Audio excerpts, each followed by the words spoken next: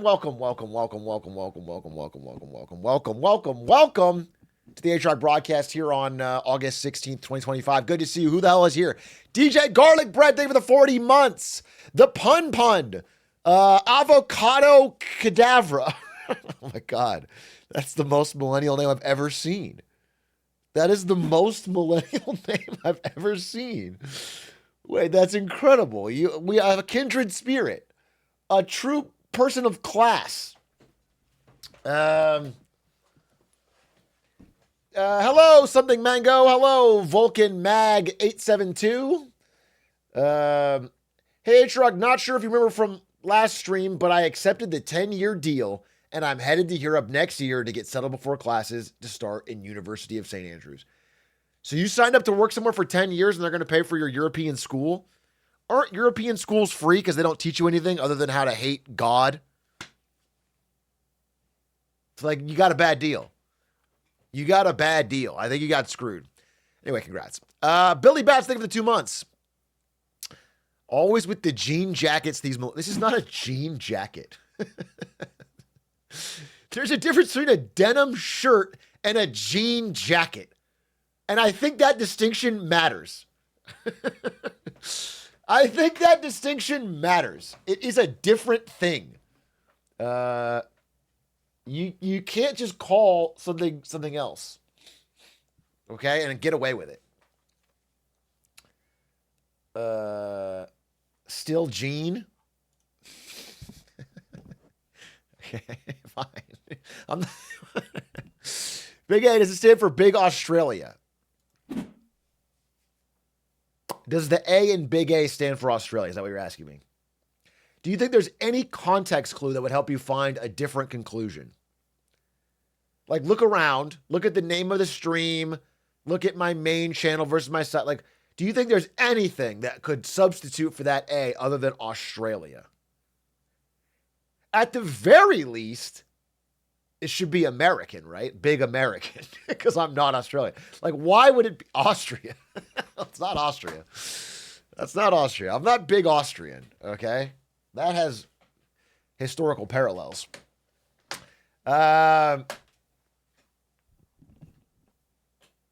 Big autism? That's my chat. Dear Big Gay, for this stream, I'll be rocking the Enron sweatshirt with no drawers. I assume you mean drawers, as in like bottoms. I didn't need this update. You should have spelled everything correctly. Step 1. Don't call me Big Gay. And, ideally, sell your Enron sweatshirt. You're a bad brand representative. Hey, thank you for the 13 months. Half Asian Kevin Bacon. We did notice. Not just me. I don't know if you noticed, but everyone in chat has been constantly wondering where you were. I don't mean to parasocially farm here, but you are family here. Every single person was asking daily, where is Half Asian Kevin Bacon? It was like it was a void. It was a gap in the culture of the stream. And so we're all really glad you're back. Let's see if I can, can I, like that? Maybe? I don't know. One of the good ones. What does that mean with the American flag? Hey, JC Warm Up, thank you for the 35 months. All subs since he's back. Look at that. Hey, Truck, we call you the Glizzmeister, but I didn't realize you'd stolen the title from Stans, who was eating 8 hot dogs a day back at ASU. Care to explain? I didn't steal shit from shit. I've often felt that Stans should be called the Glizzy guy, because Stans actually does eat a lot of hot dogs. He's hiding under the radar. He's throwing all the shade at me, when in fact Stans is actually a hot dog. He's a regular Joey Walnut. He's like a Bizarro World version. Here's the thing, though. The weirdest part is that now Stans eats vegan hot dogs. I'm not kidding.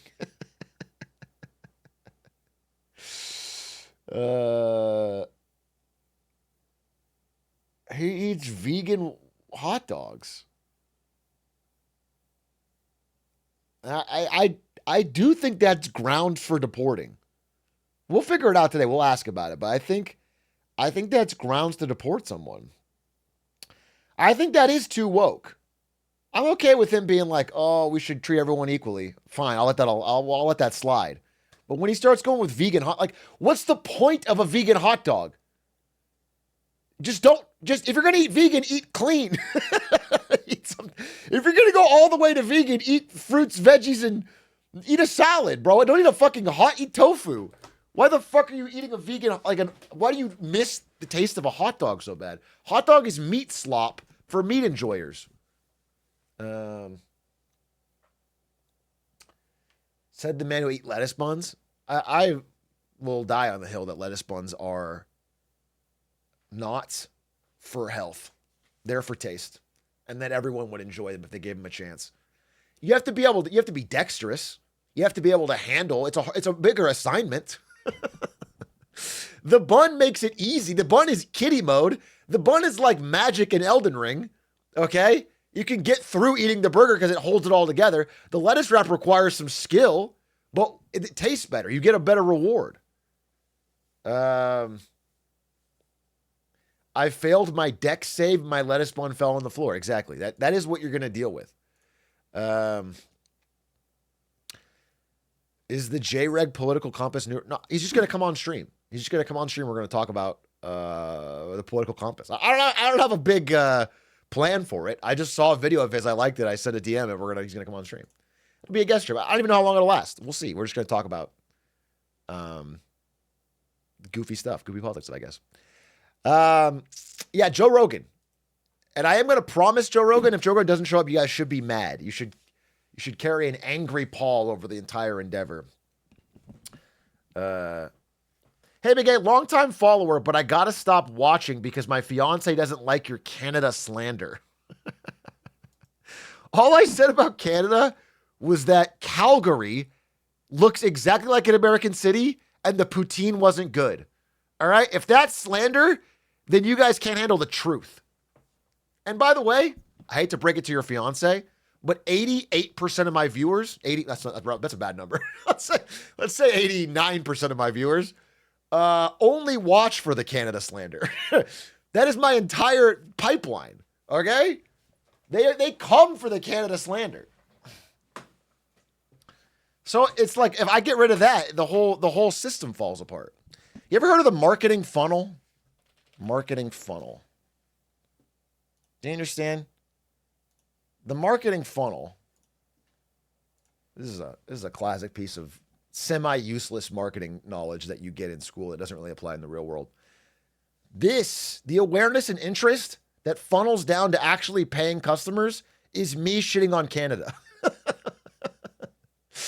Okay? This is this is how I get people in the door.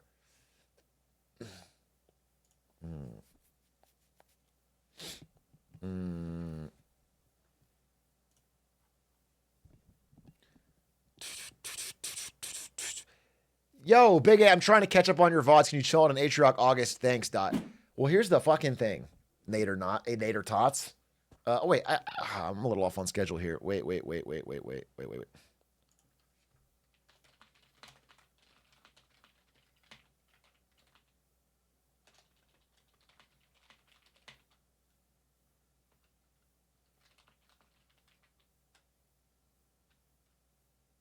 Okay, good.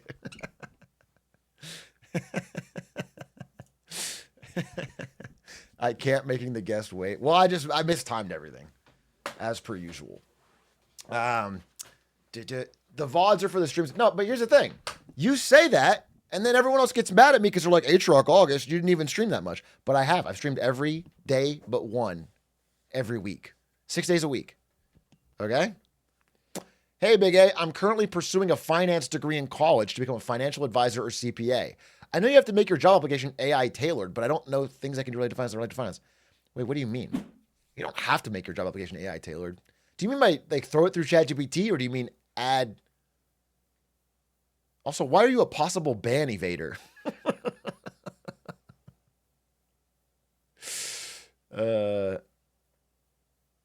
There's a lot of questions I have on your question. What I would say is, I think the best way. I don't want to give you bad advice here. I think you should go to like.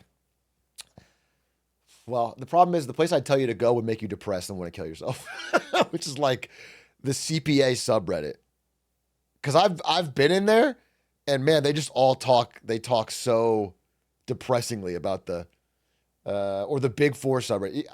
I would honestly. I mean, the best thing you can do is find someone actually doing the job and talk to them. That place is rough, though. I'm sure there's those who enjoy it.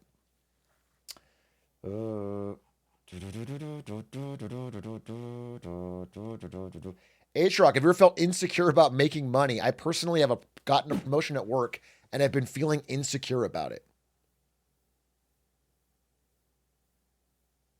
No. No, probably not in a deep soul searching way. Certainly in your case, it sounds like it'd be crazy. You got a promotion. What is your, do you have imposter syndrome, or you actually feel insecure about the paycheck? You know what? Here's the thing. Console yourself by the fact that unless the company is truly mismanaged and failing, they're making more off of you than they're paying you. So you're fine. Don't feel like you have to give some back. You're good. You're fine.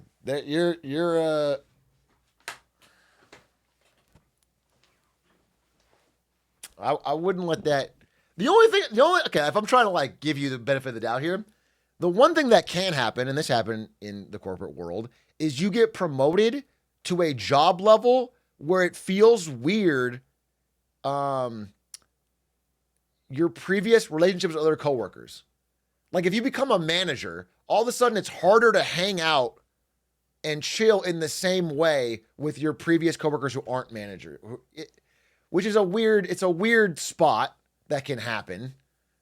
I think most humans can handle it if you're not a fucking weirdo, but yeah, that the incentives become different. Don't let it get to your head, I guess. My dad is refusing to become a manager because then he wouldn't get to code anymore. That happens a lot. I know a lot of coders who wanted to stay individual contributors, right? They don't like the managing of people. They don't want to become going to meetings and just generally in most jobs, maybe coding's the one exception, but in most jobs, the only way to get the best paychecks, the best salaries, whatever, you have to go into management. You can't IC your way to the highest paycheck. That's why everyone does it.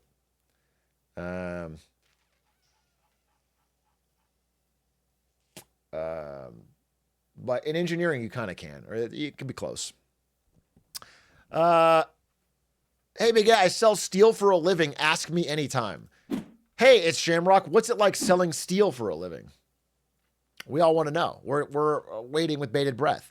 Hey, H-Rock, what's your take on how AI is changing the job market? How many at college feels like things don't get more competitive with fewer opportunities because of AI? Do you think students should be worried? Is there a smarter place to approach this? We'll ask our guest about this today. Our guest, J-Reg, today, I don't even know if I'm saying it right. I'll ask, is an early advocate of the, what is it? Anti-robo movement. What is it called? Like the fuck robots movement. Not the fuck robots movement. The clanker debt. Robophobia. He's an anti-clanker. Okay? We'll discuss that today. Whether or not these clankers are taking our jobs. He's got a lot of slurs for robots. I'll be honest with you. So we'll talk about that. He's got a lot of slurs for robots. It feels weird, dude. It feels weird to say. Saying the phrase wirebacks, even though it's a joke robot slur, feels bad. It feels bad. I feel bad for them. I don't like it. I don't want to be the guy saying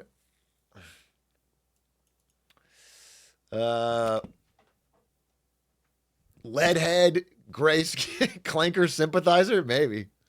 Maybe. We'll see. No son of mine is dating no clanker.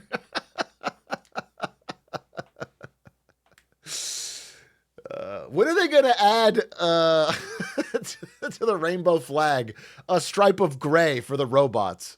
When are they going to do that? You know what I'm saying? We need to stand up.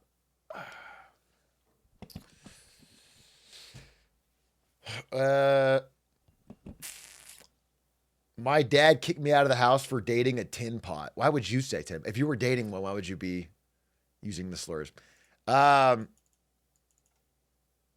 Anyway, we'll do that in like 10 minutes. I mistimed everything and I feel bad, but I just wanted to, I just got home. So, I'm going to have a CAPTCHA at my front door to keep the clankers out. Okay. My hidden theory, and this is not even hidden theory, this is an openly accepted theory, I think, on CAPTCHAs, is that robots can easily solve them and that we are just training AIs with them. They're not an actual way to keep robots out. ChatGPT can solve a CAPTCHA better than I can. Sometimes I get stuck.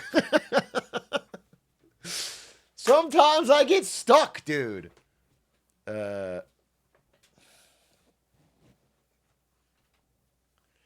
Dude, the ones I hate where it's like, pick all the images with bicycles and then one of them has a motorcycle or something. I don't know. And I just pick the wheels or I just click, it's like I'm not, and then when you click it wrong once, it slows down to a fucking crawl. And then it's like, wait a minute. Hold up. You're going to have to take 6 more and they're going to slow load. And you just get it's so annoying. It's so annoying. It makes me crazy. My blood boils, which is probably a rage issue. I don't have League of Legends to crash out anymore, so that makes me mad in day-to-day life. Did you see this one? What is this?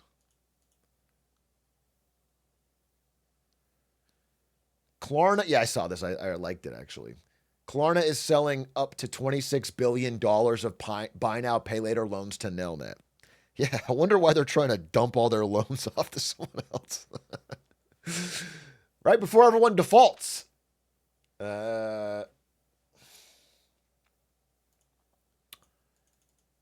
Do the same thing. Not that I don't want to talk about Carvana anymore because I'll just wait it out, bro. But Carvana, if you don't know, Carvana sells all its bad used car loans to a company also owned by the founder's father named Drive Time Financing.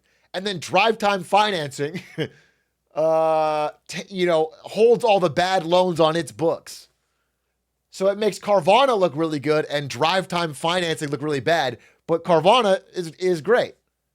It's like an Enron type thing. It's so...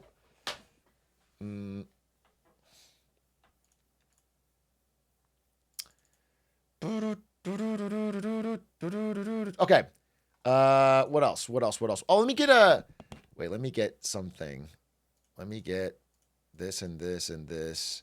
Was there anything else I wanted to say?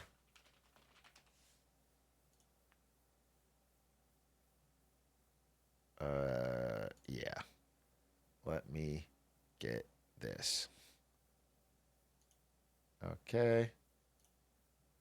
How come I can't get like a high resolution image of Nathan One Night Stand stands? Why is that not a thing that I can get? Why the internet is not going to give me that?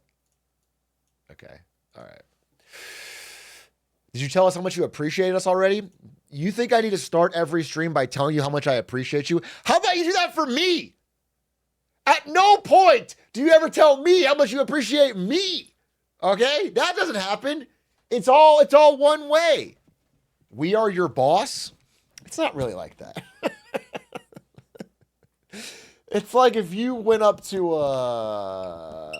like an ice cream truck, okay, and you buy a single piece of ice cream, and then you go, I'm your boss, I get to tell you what to do. It's like, no, not really. Like, as a broad set of customers, you are sort of a thing I have to think about, but you're not my personal boss.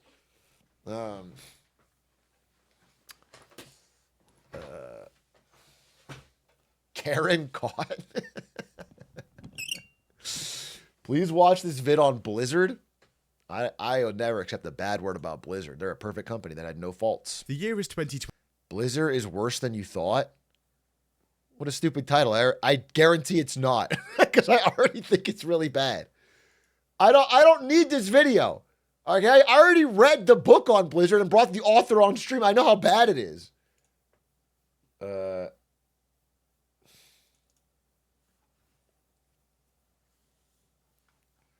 Hera vid recommended? Or you caught me? Yeah, I watch a lot of fucking Age of Empires. Caught. Yeah, I watch Age of Empires, bro. Hera's my friend. Yeah, okay, it's not a... I'm transitioning from a person who plays the game to someone who watches the game and talks shit. The best place to be. I've had this theory. I've had this theory for a long time. This is my theory. This is the great Atrioc theory of being an asshole on the internet with video games. Okay? This is the theory, and I'm going to pull it up right now. Okay.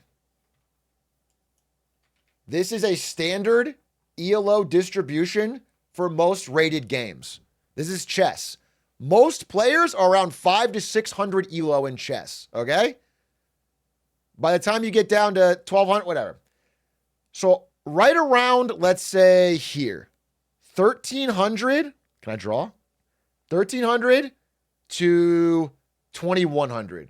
This gap of things is where someone has spent a lot of time learning the game, studying the game, improving themselves, watching videos, getting better, but they have no reward. They're not famous for it. They don't have like a channel. They don't have a tournament win. They have no reward.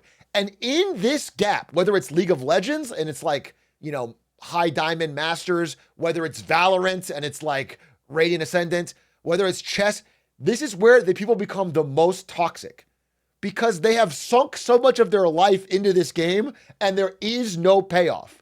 And so they take it out on everybody else. They go in stream chats and they talk shit. Streamer fucking sucks. Couldn't even do it like me. They talk shit on new players. They start smurfs. They need to feel better about themselves because they are stuck in this dead zone of wasted time. I am guilty of this plenty of times in League of Legends and in Age of Empires. I just hit here. I just hit this and now I'm quitting to be a rage monster.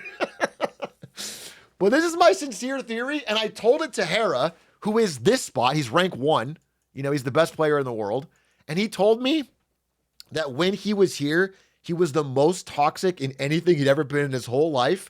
He would make smurfs and call people terrible names. And like he had to mature and grow out of it as a, you know, he was also young. But it tracks, bro. Nobody's an asshole when they're the best or they're like a friendly beginner.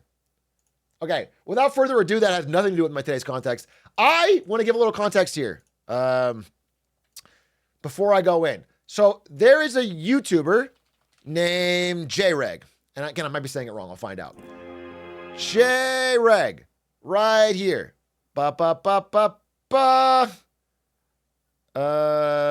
Okay. And this is JReg right here. And he makes funny, like, political compass videos and political satire stuff. I haven't seen a ton of it, but I saw this video. The political meta has... Which I wanted to... It made me laugh. I thought it was really funny and insightful and covered parts of the internet that I didn't really understand or know about. And he also noted anti-clanker. Okay? So I saw this video and I just sent him a DM and said he wanted to come out and talk about it because I thought it was really interesting and funny. So that's the only context you need going in. I don't have anything more. I'm going to ask more. I'm going to learn more. And we'll see. But I think it'll be a fun time. I have questions. I'm not involved in this part of the internet. And yeah, it'll be good. So that's the plan. I'm gonna give him a call right now. And see how it goes.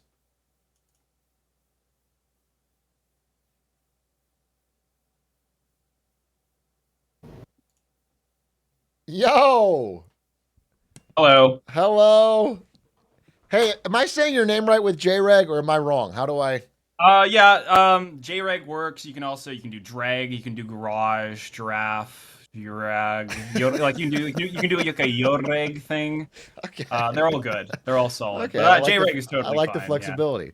All right. Well, hey, good to Yeah. meet you. Thank you for doing this.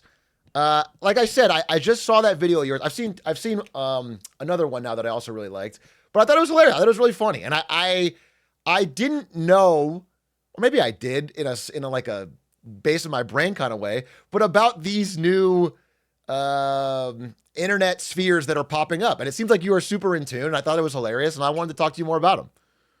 Okay. Yeah, I mean, sounds good. Okay. I appreciated the introduction. And I can't really I can't so on Discord I can't see you. It just has the OBS symbol. I know. So I let me see if I can wait. If I do this, does it work?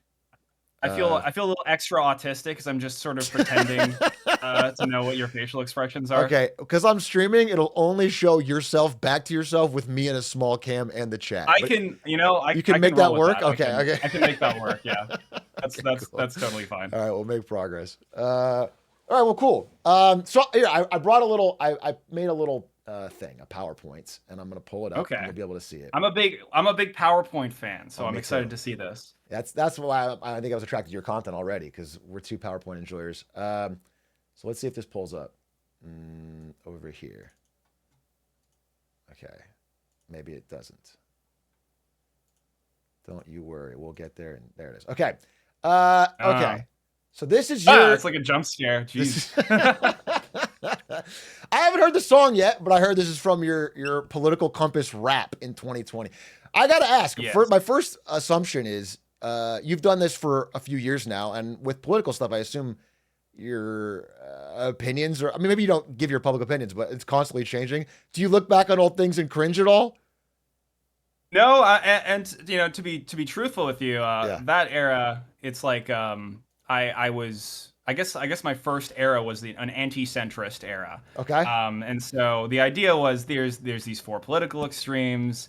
We got a communist, an anarchist, a capitalist, and a fourth guy. And you know, I would say, hey, you know what you guys all have in common?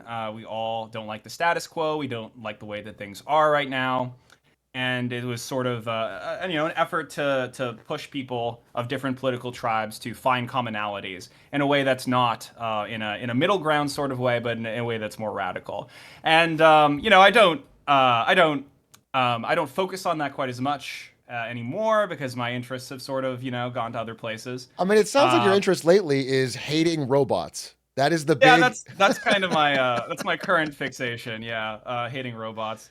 Yeah, clankers, tin skins, Yeah, I was you just. know, Yeah, other such things. I don't Yeah. want to say the other ones. They sound. Well, actually, you know, I heard you talk about that, and Yeah. I don't think you should feel bad about using slurs against robots. They can't feel. If they can feel, Hmm. then they should feel bad. Because that's what I do with my sentience. I suffer, so you know, I don't see True. why they should be any different. And you know, a part of the reason it's actually quite, you know, it's sort of reclaiming these slurs, and it's taking us back to a time when you know, humans were pitted against each other, and now we have this common enemy. And so it's actually quite, you know, I identify as a humano supremacist. I want to get us all together, and you know, it doesn't matter your race or your creed. We all have a common enemy now, and so I actually don't think you should feel bad. I think you should feel good. I think the only people that should feel bad, the only, you know, forms of intelligence that should feel bad are robots. Robots. So that's just kind of a brief That's overview fair. No, I of what I really think I about that. appreciate that. I love that the chat all spammed fire when you said reclaiming the slurs. I like that. That's good. Okay. Um, you know what? I actually, well, let's talk about the anti-robot stuff at the end because I have more I want to say. But I want to talk about this video because I think to me, I all of these groups like made certain people in my life, maybe even including myself, make more Hmm, sense. And in a way, interesting. the way the world is changing, and I want to go through this. So the first one Okay, you great. had, and again, I think the topic of the video was called "Political Meta Update," and it was like kind of a Yes. semi-satirical gaming lingo take on new groups that are emerging in the really online political space. And this is the sentence that stick out to me. All right, let me see if I can. Is there a way I can get your camera on screen while we're talking with the PowerPoint? One second. Um, if I put you over here, professional streamer, by the way, I know how to do this. If I pop it out and I put it here, then if I press this button, it's going to be so incredible. Everyone's spamming Boomer. Shut the fuck Yeah, I see. But I intensely relate. I mean, like I do this shit every time I'm trying to stream, and it's like I never get any better. Yeah, but I worked at Twitch and I feel like it's just not. Oh, okay. So you have no excuse. I have much less of an excuse. Um, this one right here. Nope, that's the wrong one. And that's good thing we didn't say anything crazy in our conversation. Okay. Yeah, good thing we only have 4 lines there. Yeah. Imagine if it was just you listing more slurs. More robot slurs. Okay. Getting increasingly closer to regular slurs. Yeah. I guess what it says to me when you have a list of that many robot slurs is that you are very familiar with all the real slurs that you could alternate into robot slurs. Hey, it hits a little harder when it's a little closer, but that just means we're reclaiming it harder. Yeah, I see. You're more of a hero. Okay, so you've done a lot of political meta discussion, and this is the new one I want to talk about. So the first one you had, the first new political meta that's popping up, was what you called post-racial fascism. Okay. Yes. I wonder if you could give like a quick overview here for people who haven't seen your video of like how you see this. Okay. Okay. Yeah. So I mean, I think like probably a really good way to explain it is just with internet characters, like as examples. Sure. So in that little image I made, we have like five characters, and they're all. I mean, culturally, I would call all these people very far right, sort of reactionary figures to the right of. For sure, mainstream conservatives, right? Okay. I think you'd agree. Sure, yeah. Yeah, so we got Candace Owens, Sneeko, Nick, Andrew Tate, and Kanye West. A really great blunt rotation. Like a really good time. Great, excellent blunt rotation, exactly. And you might notice something about. Do you actually hold on? Maybe the chat can help me out here? Can you notice anything about these five reactionary far-right figures? Yeah, but what the chat said, I would call them woke. That's what they said. They said I would. To me, they're left. To me, they're too far left. But I see what you're saying. Right? Yeah. Yeah. It's kind of funny you say that because there's a lot of, I'm very familiar with the extremist spaces online, and there's purity spiraling. You associate this sometimes with like being a leftist thing, but there's purity spiraling on the right. It's just more of like, are you racist enough? No, that's what was funny. So I'm not super familiar with these online. Like I'm not on 4chan or what. I don't know this, and so this first part already hooked me in because it was funny hearing about the infighting that's happening among these. Like I don't, I think you said it that I think the standard maybe detached look is like they are more likely to be united or fall in line. Or I've seen the big split between Elon Musk and Trump, the tech right and like the MAGA right. That's very public, but maybe this type of stuff is nothing that wasn't really rare of. Yeah, I think there's like a bit of a blind spot when it comes to infighting. So if you're like on the left, you might think that the right is like a really homogenous group that like sticks together and they only want to, hate communists or whatever. And if you're on the right, this was kind of interesting because I think Fuentes had a talk with Andrew Tate that I overheard, and they were talking about the overheard. Left. I was in you the were room. in the area. Listening in, yeah. Okay. And they were talking about the left. The left is so united, and meanwhile here we are bickering about who's in the CIA. Right. So that's the current drama on the very far right is, are you a CIA agent? Who's the CIA agent? And who has the most ties to the CIA? So that's sort of a broad overview. So I hadn't even heard that. What does that come from? What is they're bickering over who's secretly a CIA agent? Is that? I haven't heard this at all. Yes. So okay. So have you have you ever seen people call each other feds online? Like you're a fed. Yeah, sure. Or you're a glowy. I've never heard glowy. So, I don't know glowy. Okay. Yeah, glowy is a term that comes from the schizophrenic guy who thought that all like federal agents glowed in the dark, and it emerged on 4chan.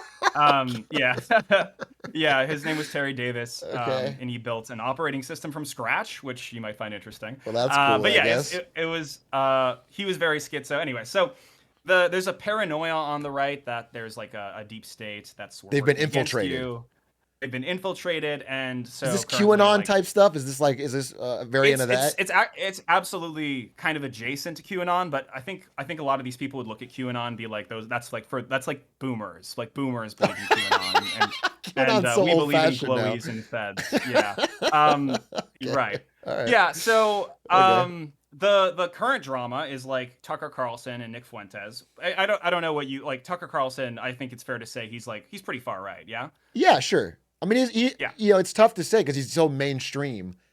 Maybe He is the mainstream, window has but changed, right? But he yeah, the Overton window has certainly shifted. Like Donald Trump is is the president, and so the Overton window is shifted. and don't right. forget it, by the way, he's my president. Don't and forget don't it. forget He's it. your So- president. He's He's my our president.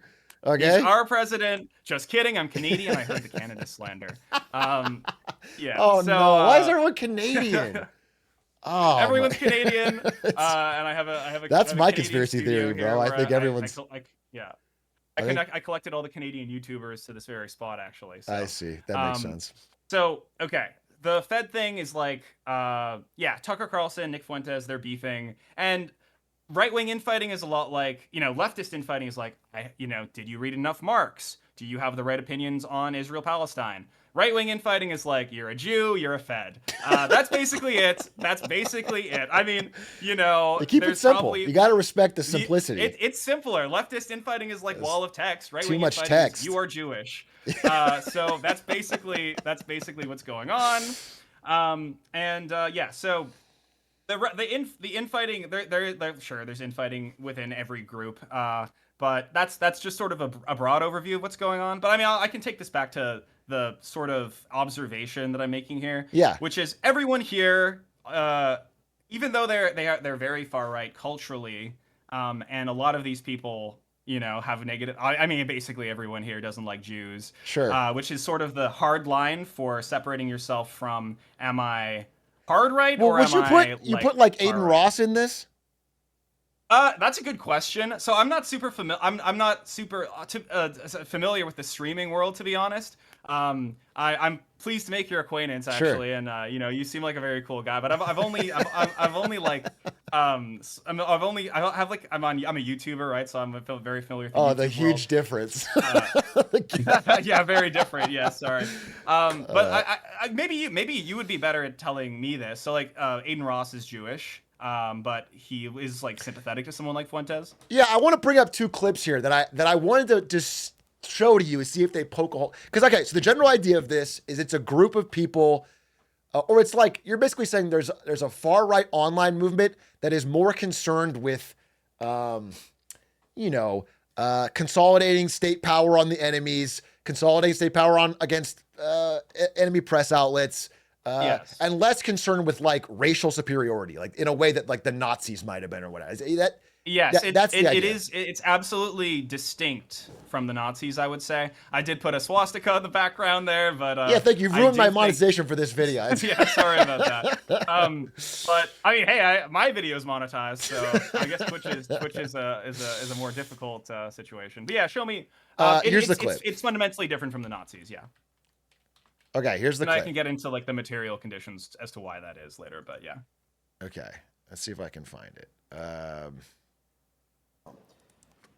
Okay, well, I'll link it to you. You might have to watch it through your thing, and I'll watch it here, and we'll line up, okay? Sure.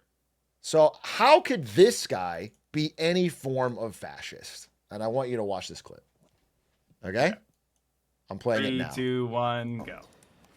What does a fascist mean?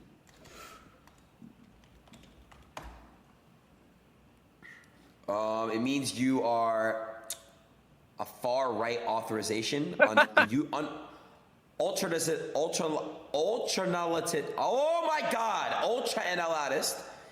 analyst, political ideology movement characterized by dictator leadership, centralized autocracy, militarism, forcible suppression of opposition. So I don't know what that means, bro. I swear to God. I don't know what the fuck a fascism is. I don't know what the fuck that is. Benito Mussolini and Giviante Genital. That's awesome. And Jason Stanley. Like, who the fuck are these people, bro?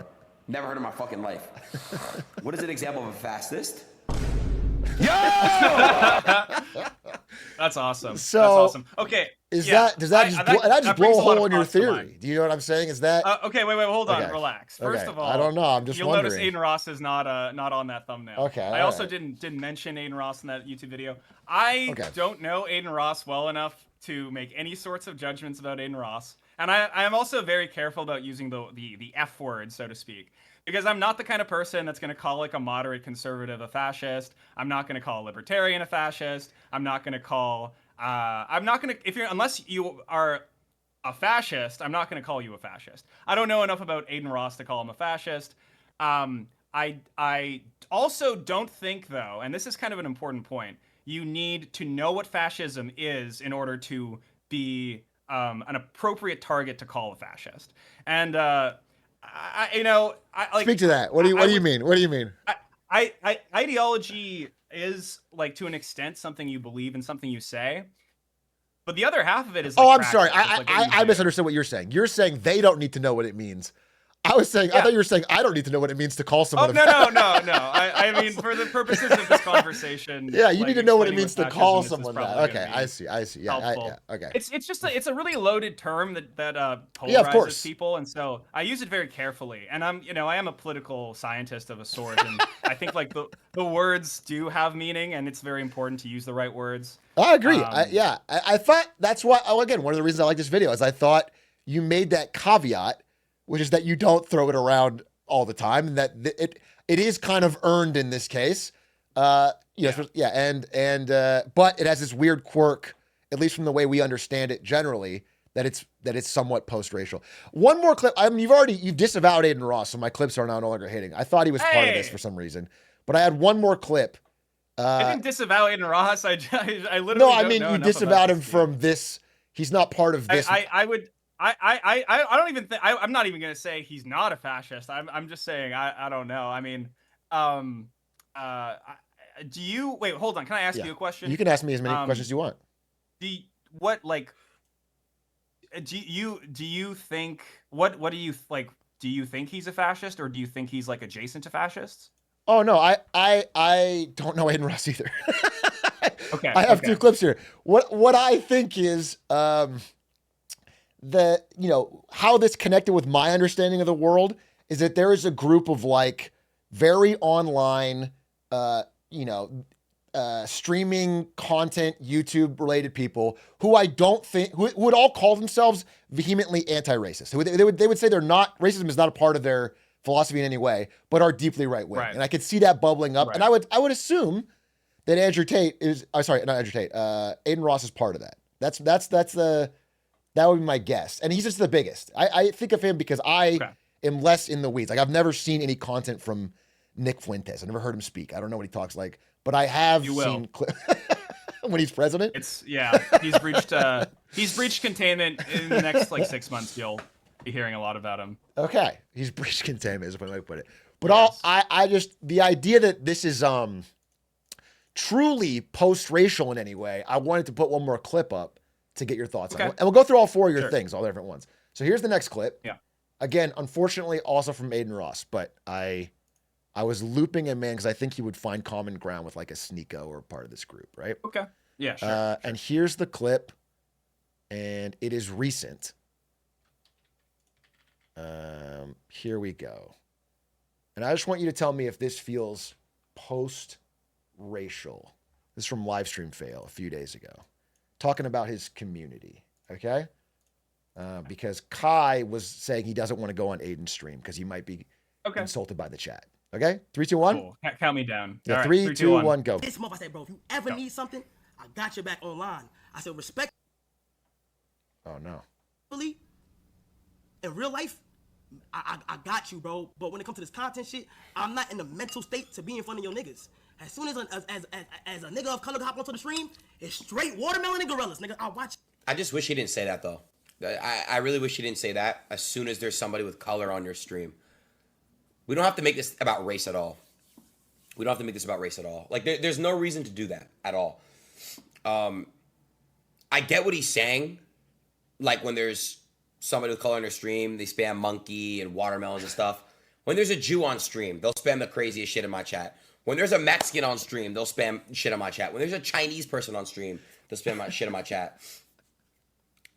It's not just one specific race, guys. It's every fucking race.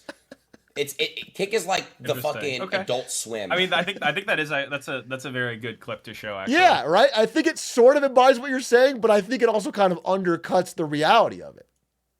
Right. Okay. So let me be really clear. Yeah. So we talked about the Overton window shifting, right?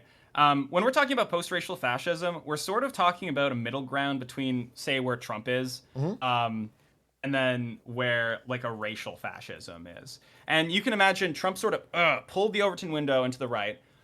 Straight up white nationalism and white supremacy is still outside of the Overton window. Like racial fascism, like if anyone's trying to make that point, no one's going to take that seriously. That's beyond the pale. But the sorts of points that these characters are making, they're like, it's like not quite that extreme. And it's partially not quite that extreme because of material circumstances in the West. But it's not post-racial fascism is sort of just an observation of like where things are right now, and I'm not suggesting it's a tenable coalition. Sure. So that's kind of a really important point. The question that we're going to see over the next decade is how tenable is a post-racial fascist coalition. So Benito Mussolini was the founder of fascism, and he wrote on fascism and what he thought about fascism. And his idea was he has this quote. Race is 95% a delusion, and so this is the guy that invented fascism. He was the Aiden Ross of his day, right? He was like, now in these circles, so like if you look at some of these types, like a Bannon type, who often speaks to how an American hyper-nationalism will be good for all the races, Mexicans, blacks, whites. That sort of rhetoric is super post-racial. It's like we're not going to try to make this just work for white people. We're going to make this work for everybody in the nation. And you can still do fascism like that. It's never been done on a really big scale before like that. So it's just very interesting to like kind of watch it. Okay. But you look at someone like Bannon and you look in those circles, because that is even further to the right, like that's on the right side of the Overton window right now. You see peaks of actual like straight up white nationalist or even like other kinds of nationalist, like racism basically. Also in these circles, they're also very comfortable with racism. All these people are racist against Jews. I should just point that out. So post-racial fascism, it's kind of like it's by nature very tenuous. I could see it working. I could see it being like a solid coalition, and I almost think like the reason it could be a solid coalition is just because the West is so mixed. Like America is mixed. It's not like Europe. It's not like Europe 100 years ago where you had a huge swath of the same ethnic group together, and you could just get rid of 2% of the population. It's everyone. It's deeply mixed. Completely untenable. Yeah. It's completely untenable to actually do white nationalism. In Nick Fuentes' heart of hearts, does he want to make a white ethno state? Like, I don't know. Probably, like he probably would. But like, because you're people who live in the world, and we're looking at where we are right now as a culture, as Westerners, as these people would maybe say, or maybe they'd say something else as white people. You got to kind of work where you're at. Okay. And so this is sort of there's a lot you could say about this. You could say like a product of liberalism is sort of looking past the individuality of race, and so that's maybe bleeding in a little bit here because it's been the dominant world order for so long. There's a lot of ways you could slice this bologna, and ultimately, all I'm really trying to do is just make the observation here, and that it's appearing. Do what I think okay. So the line I wanted to say before I got caught with tech issues is that what stood out to me about this video, and made me question my own thoughts of the past, is that you mentioned none of these groups that we're going to show today, including this one, have, maybe coalesced into real power now, but it's good looking at them because this is what's probably going to be more important in 5 to 10 years. Like these are the seeds of things that will grow. Some of them will die and some of them will grow into coalitions in 5-10 years. And I think about that because these are emerging trends. Emerging trends. Yeah. Because if we look back 10 years, none of the things that are thriving or in power now, they were seeds then. Like, it fully makes sense that things will change drastically over 10 years. I think that's, 10 years ago, I think Donald Trump, 10 years probably today, Trump walks down the escalator and, everything changes, right? So it's, Sure. I will say every single one of these tribes, while they are emerging and they're on the rise, I should say they're on the rise. They absolutely exist in forms on the internet right now, and they have power in certain administrations. And we can get to that later. But yeah, some people in this administration are younger and they're online a lot. And you could also make a case that when like some of the rhetoric that Trump uses, like we're gonna make the place good for Americans and we're going to excise a group and we're gonna be really culturally right wing or whatever, that could be a post-racial fascist talking point. These people are obviously to the right of Trump and they criticize Trump a lot, especially on Israel. But yeah, there's a lot you could say. The only last thing I'd say about PRFs. racial fashion PRF is there's this idea called castizo futurism, which I think was like a South American kind of ideology. A guy named And Castizo? yeah, I think so. Okay. I'm not sure, but basically the idea is like it's about sort of like accepting a very mixed society, but like doing your best to work within that society in a fascist way and sort of over time lighten the skin tone of various people. I know, yeah. I mean, like South America is a kind of a crazy place sometimes, but yeah. Okay, let's go to the next one. So the next group that you noticed rising was, I forget what the E stands for, but accelerationists, tech accelerationists. What's the... Yes. Okay. So the E stands for effective accelerationism. Effective Actually, accelerationism. Yeah. Sorry. I don't want to mess this up. Okay. Yeah. Effective accelerationism. I keep confusing if it's efficient or effective acceleration. It doesn't really matter. Okay. So yeah, effective accelerationism is there's a lot to there's a lot to unpack here. I don't know if you want the whole history of accelerationism or something, but I don't know. Yeah. I think we have as a chat here maybe a general idea. I think the broad strokes of what makes this different, or what you would know. What are the key traits of this group that are rising up? Okay. So this isn't. I put this in the libertarian sort of like a new emerging tribe on the libertarian sphere. It's like a Peter Thiel kind of thing. Is this like a... Yeah. Okay. So libertarians are really pro tech right now, and this is like you can think of it as like libertarianism plus modern advancements in technology with the AI stuff that's been going on recently. And when you look at AI and the people who are typically most pro AI, and I don't want to alienate any libertarian anti-clankers who are part of my movement, because I'm trying to get everyone from every political ideology on my side. But yeah, in general, as a stereotype, libertarians are the most pro AI. And you could view a character like Elon Musk on like the border of the post-racial fascism, EAC sort of thing. He'll do a little bit of both. Okay, yeah. I mean, I want to let you see it. So this stood out to me as, I wouldn't say he's in this, but like some of the things you talked about. You said like these people are probably, of all the groups, the most optimistic. They think they think this will be a good thing. We're headed in the right direction. The tech is going to save us. This reminded me of my friend Doug. I'll just say my friend Doug. Okay. He's not, I wouldn't say, not in a bad way in any way, but like this is where he's on the border of, which is that he is more optimistic. He believes tech will be a solution. He thinks that's the right direction. Okay. Right. And so, I wanted to, that stood out to me. That is that like maybe the early inklings or something like this are in his brain. And I wanted to get your thoughts on the more extreme version of it and also where it's headed. Like, is this the one you're the most disagreeable with? Because you seem very anti. Like what? Yeah. Okay. Yeah. Yeah, you got me. Okay. I can only pretend to be impartial for so long. That's fine. Yeah, I don't mind. I want to hear it. So tell me more about it. What were your thoughts? It's a lot of autistic tech bros. It's a lot of basically. So accelerationism. It's basically this idea that it's a way of looking at things that asks the question, what are we making? What are we headed towards? And the reason that the flag there is like it's an exponential curve going upwards. Yeah. It's a cybernetic theory. I don't know if you're familiar with that, but it's basically like it's a systems theory. A lot of complicated interwoven points making positive feedback loops.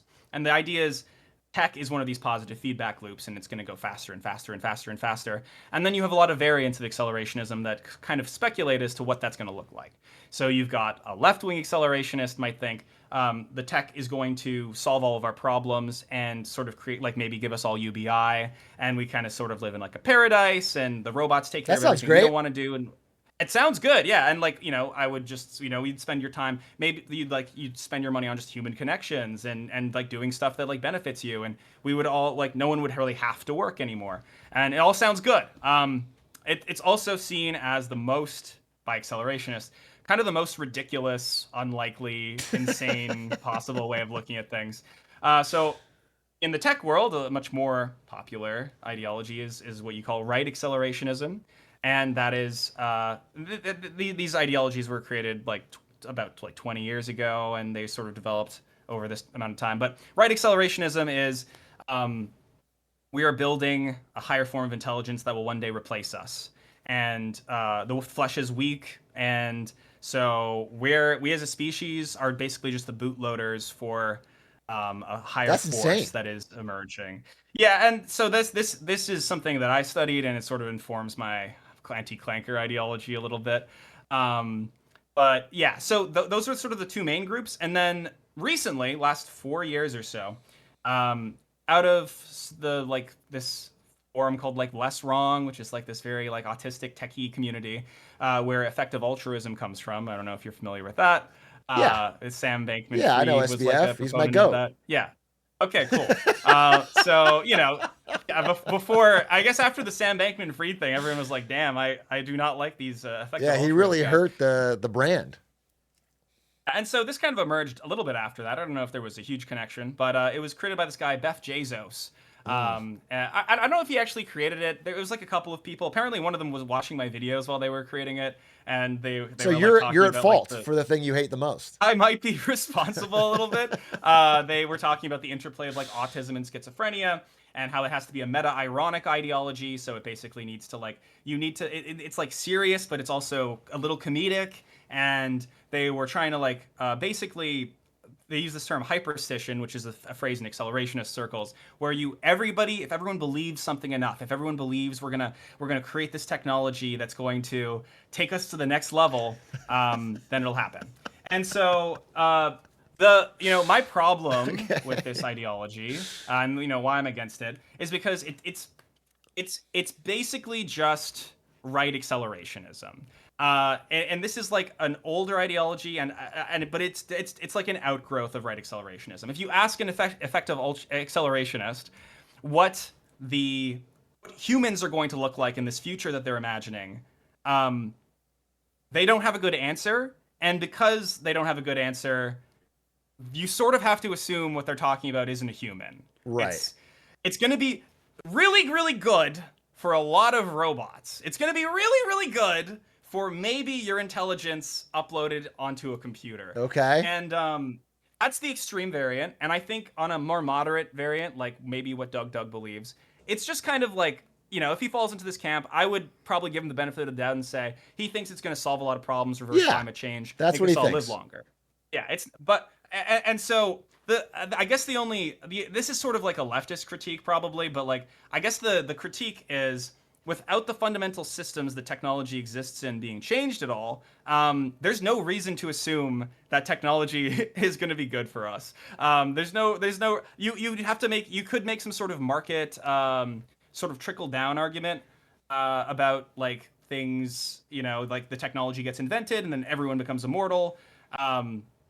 That remains to be seen, and to be honest, that's kind of just a matter of personal. Sure, I like think your he's, personal observations about the I world. don't want to speak for him. In fact, I shouldn't even have included him. I don't want it to be, especially if this is a more negative thing. I just wanted to, I think what he would say, if I was trying to channel it, is less so much about the future you're talking about, which seems really far away, which is like this transhumanist, upload yourself to the cloud, and more of like the interim decades, I think, where you can create so many things at such a lower marginal cost that we could all have a lot more. Something like that. Yeah. I mean, look, I'm someone. I don't think that's a horrible take. I actually don't think that's like an insane thing to believe. I think there's a good case to be made that if you look at how we have pretty state of the art tech right now, and it's affordable to most people. You could certainly make a case, and there's a lot of really exciting stuff happening with AI and medical science and learning things Yeah. about the world. We're not going to figure it out. What I think what was interesting about it, because here's one thing that possibly you believe, but I certainly believe, and I want to get your gut check on it, is I'm starting to feel that how you sort yourself into any one of these groups we're going to talk about, or any of the other myriad groups, is really vibes based. It's very vibes based, and it's very based on other people in it, and how it's like based on what kind of group you see yourself in. And I think there's a lot of less people weighing the different merits of these different philosophies, and more and so I think the word that you used about this one was that it was optimistic. And I feel like people are being funneled, certain people are being funneled into this thing because it's one of the few that is still remaining optimistic. Even if it's... I think, yeah, that's a really, really good point, actually. A lot of politics is vibes. And if you're looking around the political spectrum and you're like, damn, one side is saying the West has fallen, the other side is saying capitalism is destroying the planet. There's only one group here, really, that's like, things are awesome. We're going to Mars. We're going to colonize the stars. We're going to live forever. We're going to have perfect lives. Like, that's, in terms of branding, they have the best branding. And that's why I am sort of bullish in this taking off even more. And that's why this is also an emerging political tribe. Okay, it's cool. Do better and better, just like the rest of them. Okay, so here's one that I wanted to bring up. Reactionary centrism. Okay? Mm-hmm. And I might fall into this. We'll see. You can help define it for me, but this might be me. Or at least I could... that makes sense. I could see it when you were talking about it, or at least I'm an early stage of it. So I don't even know this guy in the middle, by the way. Actually, I don't know. Is this Ben Shapiro? No. Okay. So in the middle is my mentor, J.J. McCullough. On the left, it's Hawes, Infrared Hawes. He is a kind of a Nazbol streamer. He's like a right-wing communist. It's kind of hard to explain. He's like imagine a communist that says a lot of slurs. Okay, and then Fuentes. And then that's Fuentes on the right, who that's Nick Fuentes. Okay, well, he doesn't like Ben Shapiro. Remember this conversation in 6 months and be like, oh yeah, that guy. Okay. Yeah. Okay, perfect. Okay, so my understanding, as you described this, was a group that feels that the Overton window is being pulled so far in both directions. Everyone getting more radicalized. That this group is like desperately trying to hold on, pulling it back, like just perfect analogy. Yeah, exactly. Okay, that's exactly trying right. to grab. Okay. Yeah. So I mentioned earlier. Trump pulled the Overton window to the right. There's more than one Overton window. We're actually living in like societies where the worlds that we live in are rapidly. Can you explain the Overton window for people? People are asking in chat, and I just realized we didn't define it. Yeah, sorry. I'm assuming too much. The Overton window is basically the middle. If you imagine like a political compass, it's in the middle of the political compass. If you imagine like the range of things that are acceptable to talk about.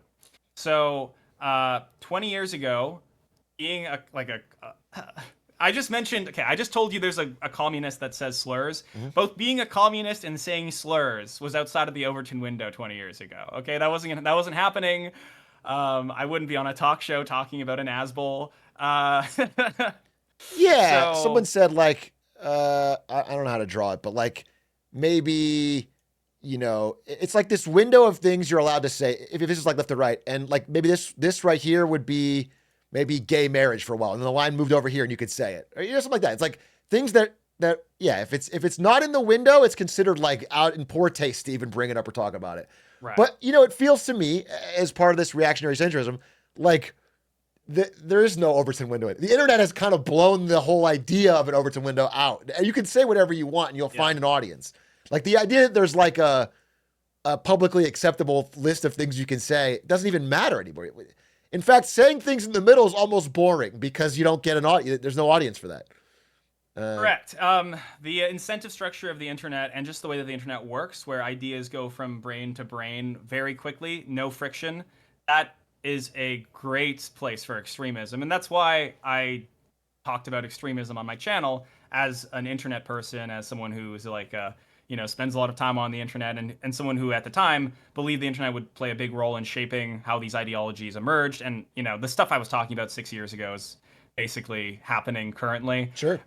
So yeah, I agree with your analysis there. I think that's true. And to go to your point of like the Overton window expanding, I don't know if it's like, I don't know if like literally everything is like, just because you can say something doesn't necessarily mean people are going to take it seriously. I think the Overton window is sort of a signal of, will I take this seriously? Is this being represented in any way in politics, in like the halls actual of politics? power? Yeah, in the halls of power. Like, Okay. you can say anything and it'll get an audience. But I wouldn't like. There's an ideology called ephilism, right? It's like it's like very extreme antinatalism, and it's like not only should no one have kids, but I'm going to actively end life. It's a terrorism ideology, basically. That there are no ephilists in government. There are no people who are whispering in Donald Trump's ear saying everyone needs to die. The voluntary human extinction movement is not a real thing. So that's something I would say is outside the Overton window. Even with all these things taken into account of like. So I would say the way I sort of describe it is the Overton window is split in two and is shifting to the left and right simultaneously. And what used to be in the middle, where you, Atrioc, might find myself, is now outside of the Overton window. Yeah. Yeah, I think that's fair. Again, I'm throwing all my friends under the bus, but I wanted to pull an example of someone I really think hit your points. Did I have an image? This is my friend. Wait, where the hell did I put the image? Here it is. This is my friend, Nathan Stans. Okay, this is Stans. You can see him here. Yes. And it's funny, I was in a car ride with him the other day, and we were just talking about life in the world. And he said, I'm not kidding, maybe 3 or 4 exact phrases that you use to describe this group in your... And I think the one that stood out to me most was like, you wanted to get back to a world where the average person didn't have to care about, and I think that was an exact phrase you used. Like they were both fighting for the right. The center left and the center right are both fighting for the right of the average person to no longer have to care about. And so, I don't know that I would fall that specific spot, but the idea that everything is getting more radicalized, I do think is just true. And it's something that I personally find a hard time fitting myself into. Let me see if I can pull open the PowerPoint again. However, what I would take, that's very interesting. You mentioned these as like growing groups, but I sort of feel like this group is getting crushed. Like this group is okay. Like, okay. That's totally fair. That's totally fair. So yes, they're all. I would. It's called political meta update. So I would say this is an update to liberalism. This is an update to centrism. Are you familiar with Destiny? Do you know that guy? Yeah, I know of him. Yeah, so he's a streamer. He'll say stuff like, he will fight Hassan with equal intensity as he will fight someone like Donald Trump. Because the way he sees it, there's like a far left and there's a far right, and they both hate liberal democracy. 10, 15 years ago, if there was a fascist or a communist saying, I'm going to overthrow the government, the liberals wouldn't even talk to those people. Like, it's not important. It's not like that poses any real threat. No one believes that. It's outside the Overton window.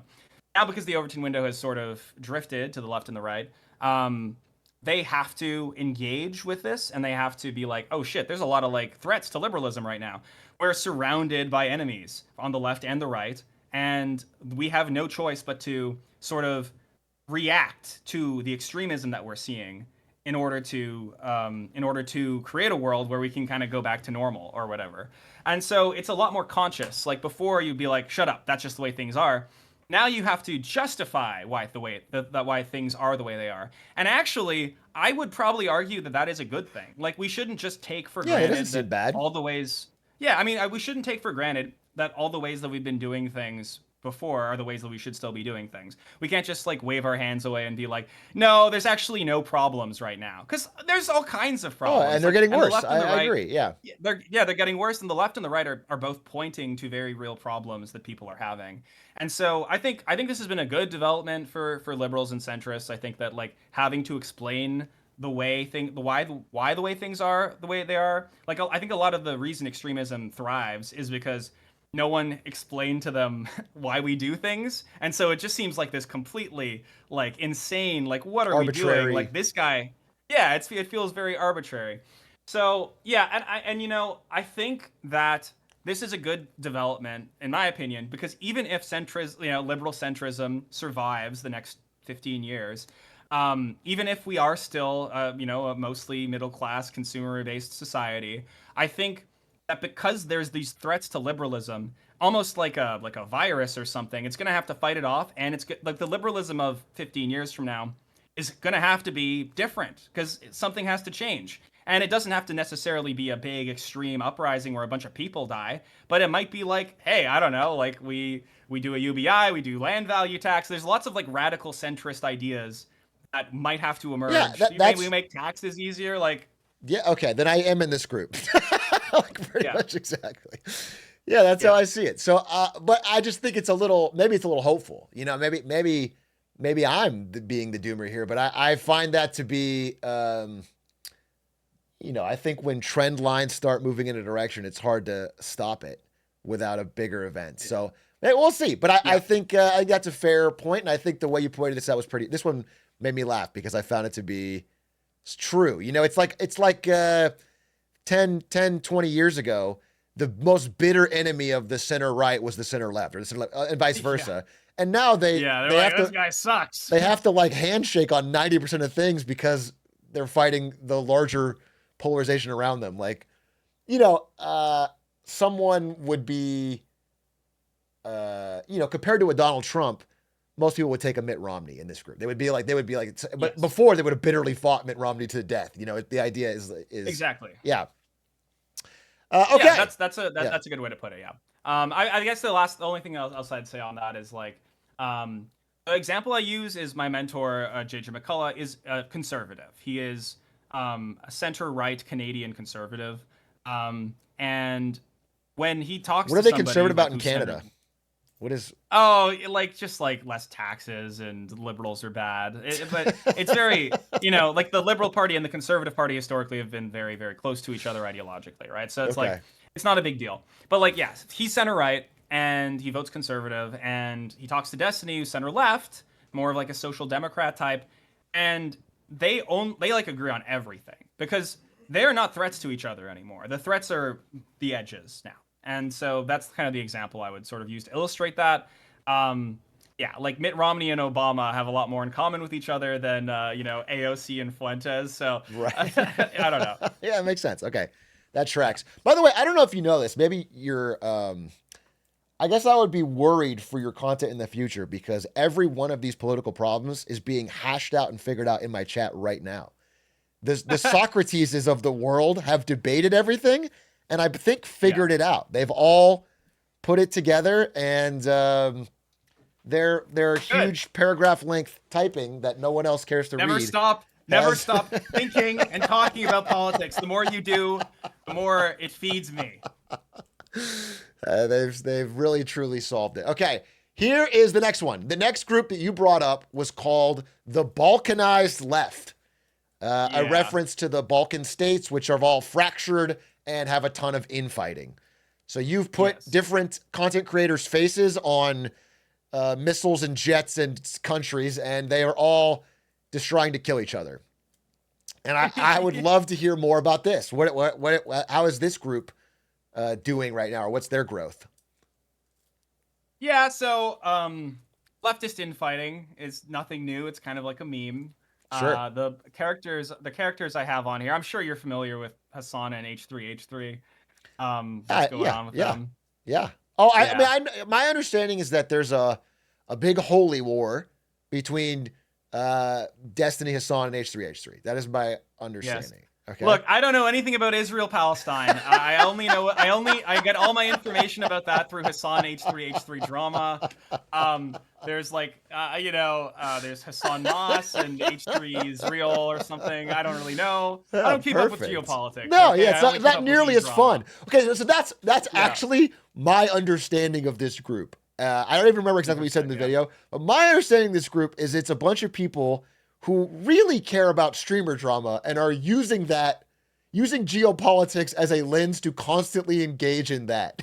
They don't really care about geopolitical changes. That is a cover for a real deep care about the interpersonal streamer drama of a bunch of people. That is what it feels like to me, because so much of the discussion is about the personalities of the people. Right. It's very strange. It's like if you like opened up a gossip magazine and then like on page 7 there was like a horrible, conflict where tens of thousands of people are being killed.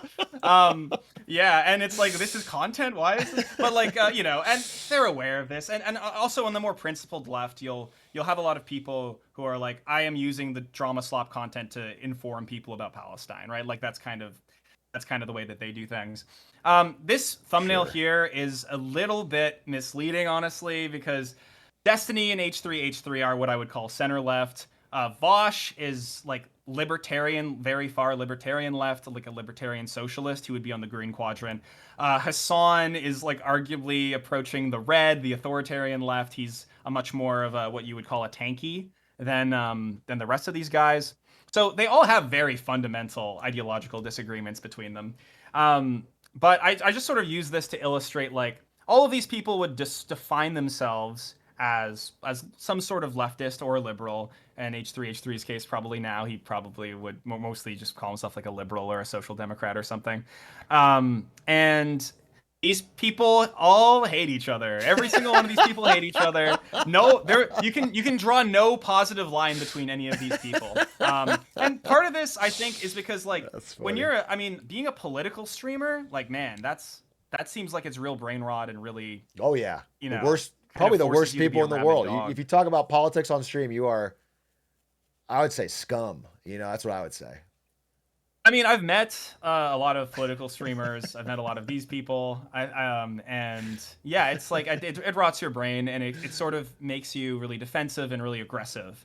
And I don't think it has to. Just to make, I was making a joke on myself, my own expense, but I don't think it has to. I don't think it has to rot your brain.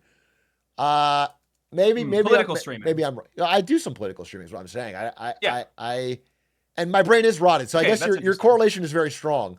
But I don't know that it has to become so. Okay. Well, I'm kind of curious, because I think you're the only streamer I have met so far that I like. Oh, that's good. This is a really high honor. But that's probably, to be fair, I think that's probably just because every streamer I've met has been a political streamer, which is like only politics all the time, and it's very caustic. Oh, sure. So I'm curious what you do to like not rot your brain when you're talking about politics. I skip a lot of streams. Very inactive. Interesting. Honestly, I think it's something about doing it all day, every day, 12 hours a day. I think that's it definitely is the hour. The hours could definitely do it. You got to fill 8 hours versus 2.5 to 3. Then you have a lot more you got to go through. I don't know. I don't want to. I really, honestly, I think one of the reasons that I don't brain rot is I don't comment on everyone else. So I don't want to do that. Actually, I don't want to get into talking about anybody else. I want to talk about my own thing. I think that's a good idea. Yeah, not to like. But I think the problem is the incentive structure is to do that as much as possible. It doesn't have to be. It doesn't have to be. No. Okay. I would say that I think my viewership is doing pretty good, and I have never done. This is the first even toe in the water I've ever had to discussing another content creator. I don't think you have to do it that way. I think it's easy, and I think it gives you easy views quickly, but I don't think you have to do it. Okay, I think that's wise words from what I can tell. And I don't know if I explained this. Yeah, fully. please. Yeah, sorry. Go for it. No, sorry. I'm just like, I'm asking. Do you feel like you get that, or like, do you have any questions? Well, on that? okay. What I would get, actually, as a group, it clearly really isn't a group. It's a bunch of splinter groups. But I think what you're saying is that all these people would characterize themselves as some form of left, and they're all kind of in the middle of a holy war to be the right version of the left that that dominates the I online think discussion. I think so I talked about like right-wing infighting and the purity tests on the right, and it's like it's racial and kind of like, are you a Fed? On the left, it's ideological. And so because it's ideological, there's a lot more opportunity for like very, very pure little nations to emerge that because you have a different opinion on, say, like a geopolitical issue, or if you're like, we'll use capitalism as like a middle ground between socialism instead of just doing a communist revolution, or we want to use the state versus we want to make it more communally operated. All these things create lots of different divides in the left, and yeah, so that's probably why I would say the left is more prone to infighting, but the right still infights, and we see the right infight, and also Maybe it's human. We just love to infight. we love infighting, and also you just tend to see infighting when a group gets power, because like you see like a big liberal leftist coalition right now against Trump, right? Because they both hate Trump. If the liberal leftist coalition ever won, they'd kill each other, right? Oh, They for sure. completely That is a good disagree on point. That is a really fundamental good problems. point. Yeah. I Yeah. do think Trump is a uniter of his opposition in a way that he's united different groups on his side. Honestly, if it's one skill, it's uniting. Okay. The last group, this is this is the scariest one, but also the funniest one. Yeah. And this is the horseshoe. And you have pictured Thomas Crooks, who was the Yes, guy, Thomas Matthew Crooks. Thomas Crooks, who attempted to assassinate Trump and had Yes. extremely confusing politics, which was that I think Yes. he was like Googling, Biden's location. Like he wanted to kill either Biden or Trump or anyone nearby. He was just sort of I'm sort of describing what you said, but he's a growing group of extremely disaffected young people who are just so, they don't have a political ideology. They're just angry and mad and disenfranchised and, just kind of like wanting to burn it all down. Am I close to where you're at, or give me more detail? Okay. That's accurate. This is also where I fall. Really? You're more of like like a League of Legends player. This is. So this tribe is sort of defined by, these people are almost always like young, and the internet has what I call a schizophrenizing effect on ideology. It pulls it apart, it mixes it together, and it often makes it completely incoherent. This guy Googled the closest person he could kill to him, and then tried to kill him. He would have tried to kill Biden. The only reason he tried to kill Trump is Trump was closer to him. This is like a sort of accelerationist, nihilistic violence, and this is the thing that's being like fed by problems on all sides, and just a general lack of meaning, being disaffected. This is what you get. You get what you deserve, basically. So, yeah. That's dark. That's depressing. Yeah, it is dark. It's dark. It's a little spooky, and it is only growing in power. So basically, either the problems get solved, or you just see kind of more of this. I'd actually probably put Hawes in here, just because of the what to a liberal person, I should say, would seem like far right cultural views combined with far left economic views. That's like, it seems incoherent. It can be justified. You might put them on the balkanized left, but the horseshoe is best defined by like these. When you see like someone like assassinate a politician, and then it turns out they have like this weird eclectic, like Luigi, like you read his philosophy. Yeah, he and did you're have a like, weird this is philosophy, like, right? He had like a weird. It was like half libertarian, half. It was like, I don't remember it that well. Exactly. But, It's incoherent. It's kind of internet brain rot. And you'll see this a lot more. Vaping? Oh, sorry. No, this is just my Foom. This is my sponsor, Foom. Is this a plug? It's a, Foom is a really great product. It helps you get off of vaping. And you're right here. You're right here, bro. This is all for money. Yeah, you caught me. I caught you, dude. I fall into the market forces. Is there anything else you wanted to cover here? No, I mean, not particular. I enjoyed talking to you. If you have to go, no worries. I just I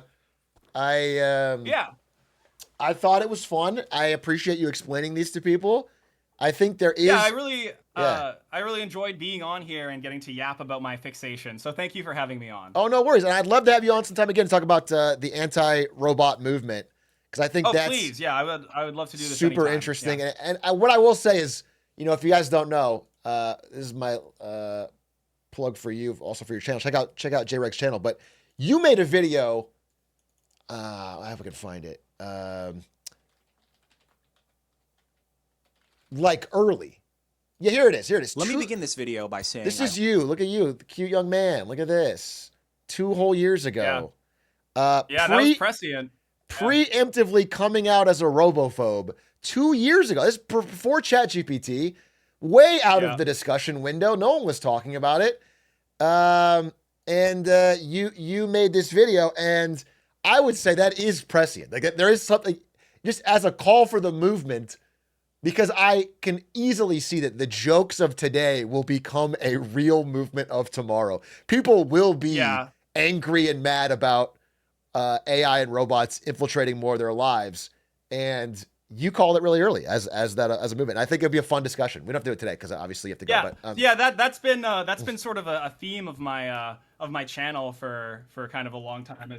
Oh, sorry, wait 1 second. I dropped my foom. 1 sec. Okay. Let me bring back. Fuming. I am fuming, Atrioc. It has been 3 months since my subreddit stream scheme, 1 month since I posted the follow-up, and you have yet to respond. I'm sorry.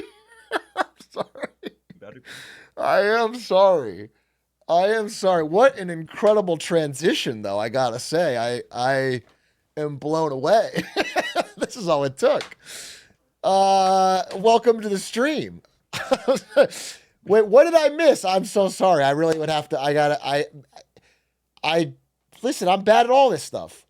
Yeah, I know you don't check your subreddits. I don't check my subreddits. It's filled with. Okay. A few months ago, you had that whole subreddit review thing, right? Yeah.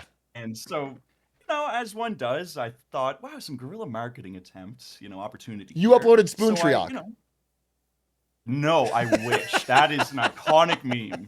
I actually told Greg, please, you got to compliment him on his iconic Spoon Trioc meme. It's he's going to love it.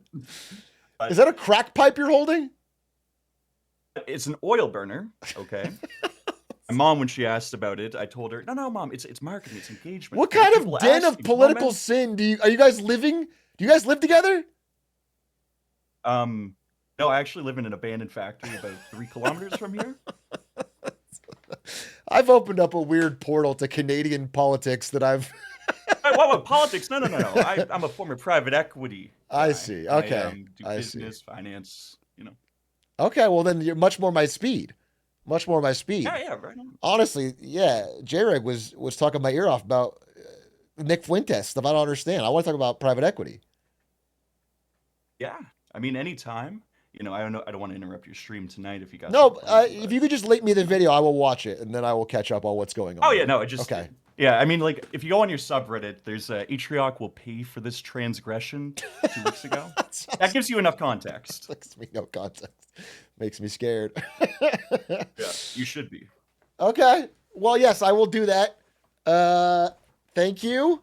And I hope you didn't lock up or kill J-Reg. Tell him thank you as well for joining the stream. Yeah, I mean, J-Reg, Wow Mao, and if you don't watch the video, you're next in Minecraft. I appreciate that. Nice meeting you. All right, thank you. Take it easy. Nice meeting you. How do I close? Well, that was fun. I have to watch the video. I don't necessarily know who that is, but they seem very nice, and I would love to talk to them. Where's the fucking video? Let's just watch right now, and then I'll catch up.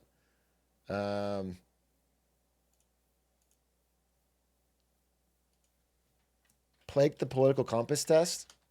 I'm enlightened. Whatever policy that you are, I'm that, but more enlightened. Atrioc will pay for this transgression. This is from Net Loss. That's his name, Net Loss. Net Loss 69. And he is in an abandoned factory. Let's do a quick check on who that was. Matriarch subreddit, a little, you know, the subreddit stream scheme, so to speak, a little ploy where Why are you holding a gun? I definitely didn't buy upvotes. That would be illegal on Reddit, okay? But maybe I went on an upvote shop, so to speak. Who knows? And maybe I spent $50 to buy. What have I gotten myself into? Also, same outfit that you were wearing 2 months later when you hijacked J-Rex stream.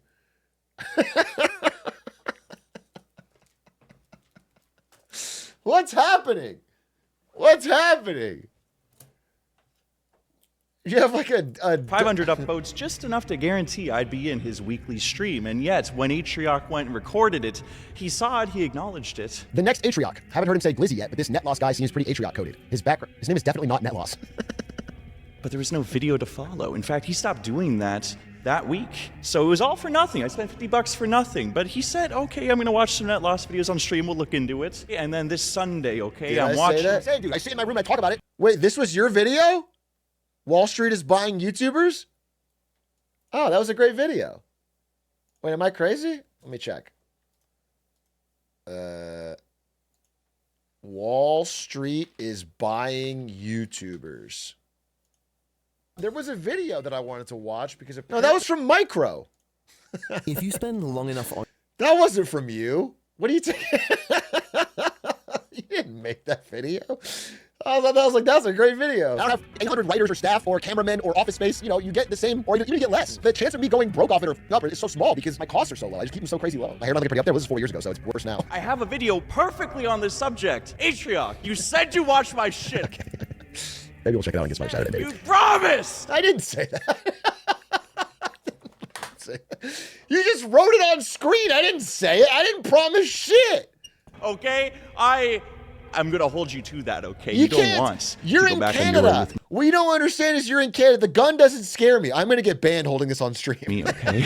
Also, just to be clear, 500 upvotes, $50 theoretically, I'd happen to notice that your wife and you getting married is your top post on your subreddit. Only 3,000 upvotes.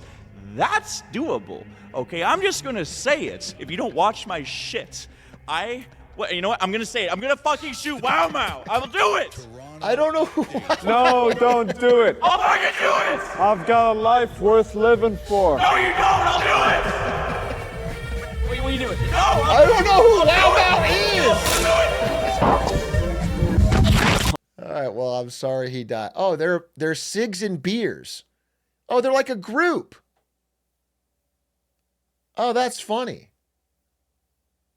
Well, I unintentionally is that Netanyahu? Is your mystery man Benjamin Netanyahu? Is this a Nelk Boys thing? Oh, Lord.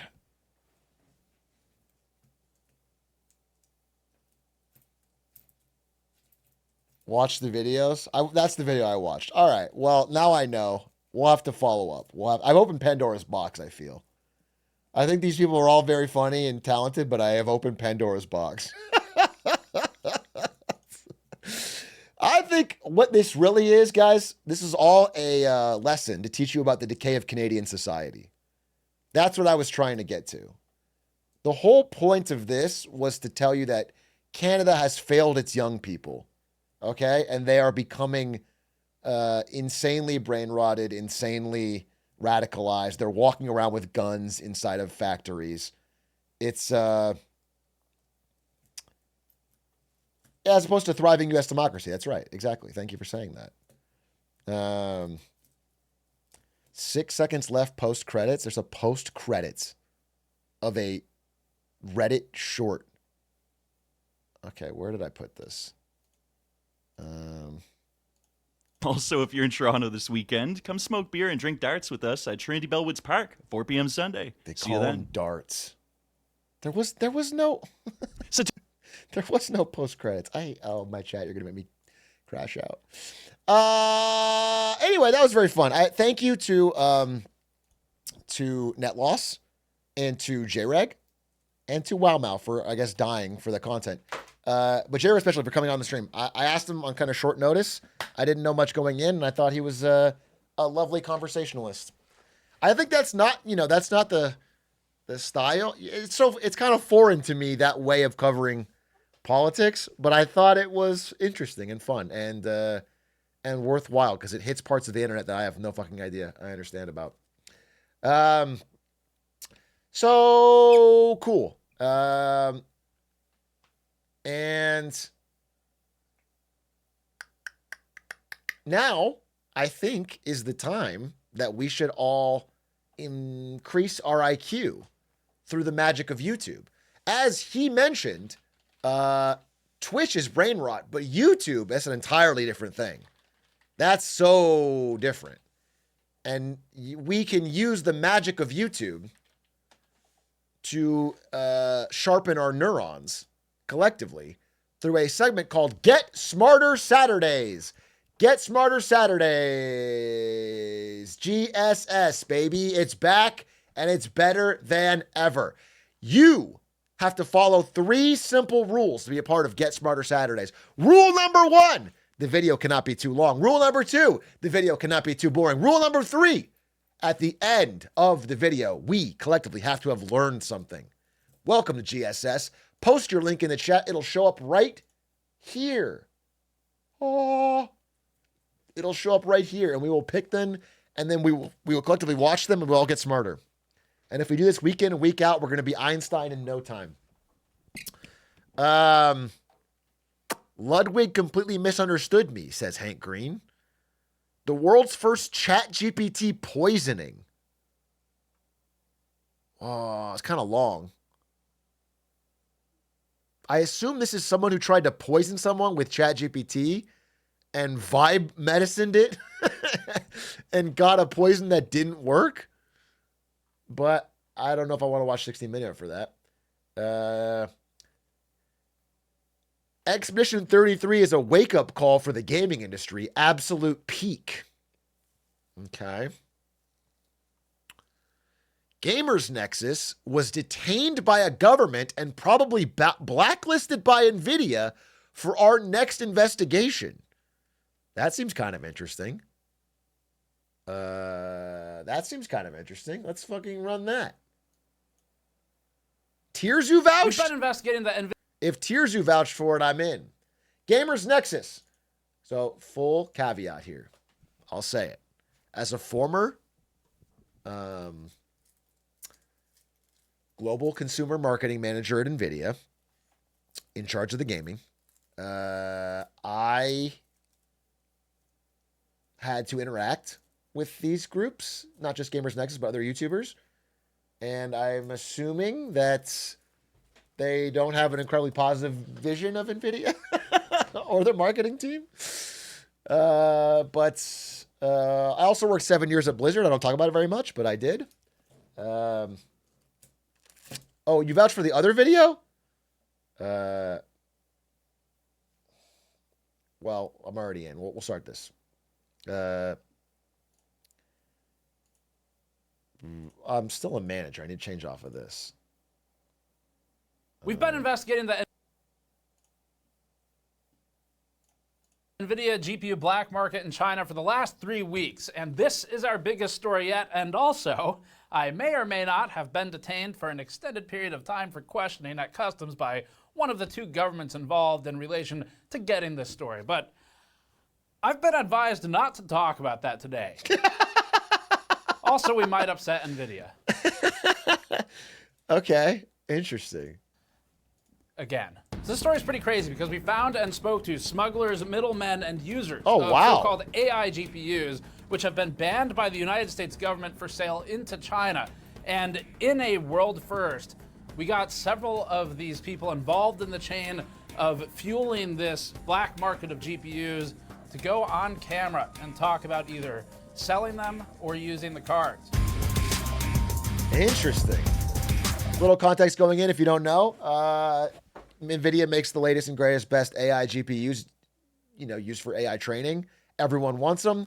They're banned from being sold in China by both Biden and Trump administrations. So they're often smuggled into Singapore and other countries and then go into China because they want them. However, because it's kind of hard to smuggle the amount of demand they need, it is creating demand for homegrown Chinese alternatives. China is propping up companies to make their own NVIDIA competitors, and Chinese companies buy some of those as well. And recently, I don't think it's going to cover it. This is probably more about the smuggling. Well, I guess we'll see. Let's get to it.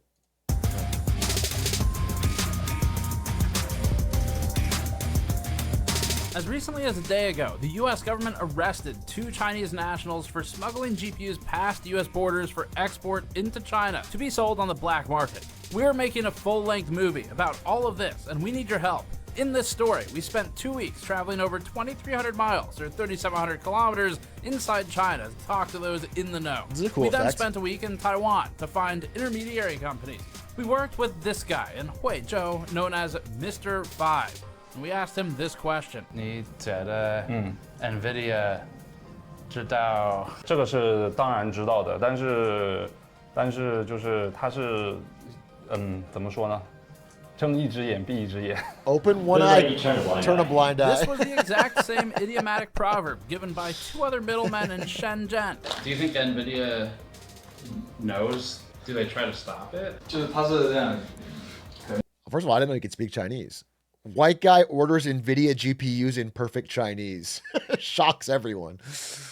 Yeah, that makes sense. NVIDIA has every incentive not to question why someone's buying extra amount of GPUs in Singapore or Taiwan. You know, they of course they're not going to like turn down the business. But what changed recently is it's now above board to sell in China. Jensen Huang went to Trump and got the restrictions removed, but they have to pay a 15% revenue tariff straight to the US government on every GPU sold. And so now NVIDIA can sell the latest and greatest GPUs directly to China. However, the second they did that, China went around to all the companies and said, you can't buy them anymore. China put up their own restriction because the US restriction was actually helping them. It was helping them get customers for the homegrown Chinese versions. So it's strange. It's a strange spot to be in. However, the NVIDIA ones still are the best. And without getting too in the details, too in the weeds, there's a software layer on top of the hardware called CUDA. And CUDA has no equal right now. You can get a chip that's like you can't even get one that's good, but you can get a chip that's almost as good basically as good from AMD, but it doesn't have CUDA. It can't work with CUDA. So because CUDA is the way people interface to create, deep learning training and AI and ML, the chips aren't worth as much. And that's why I believe, just to cut in one real breaking news story, China's first in-house alternative to CUDA just emerged like 2 months ago. Like just now. Here. Let's...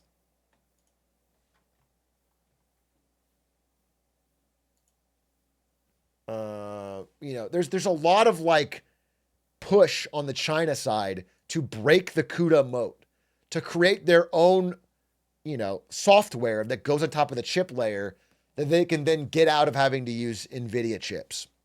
They haven't done it yet, but there's like a lot of push for it. Which is like a big, major story happening right now in the background of the world. All right, let's watch the rest of this video. Gamers Nexus. Where did I put you? Gamers Nexus. Here it is. Okay. They agreed to let us record the conversation, but said we couldn't show their faces. 可以，就是 just can't show their face.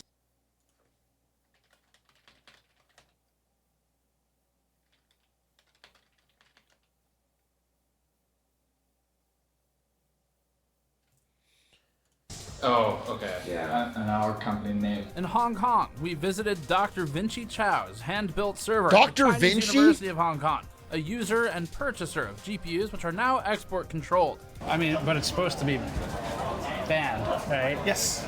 But you can just buy it retail in a store. As I said, it's not illegal to buy. Right. But I guess what's surprising me is how easy it is to buy them. Oh yeah. Yeah, I saw a story about this too. Like, it's supposed to be illegal, right? But the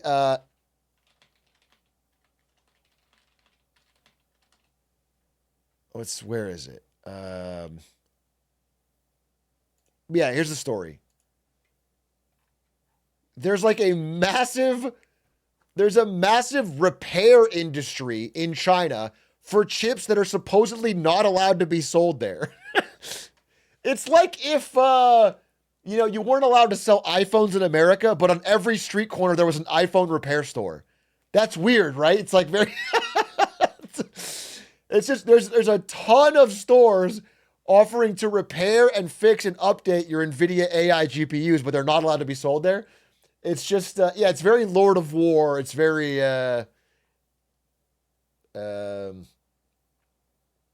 it's kind of like weed legalization in America. Yeah, exactly.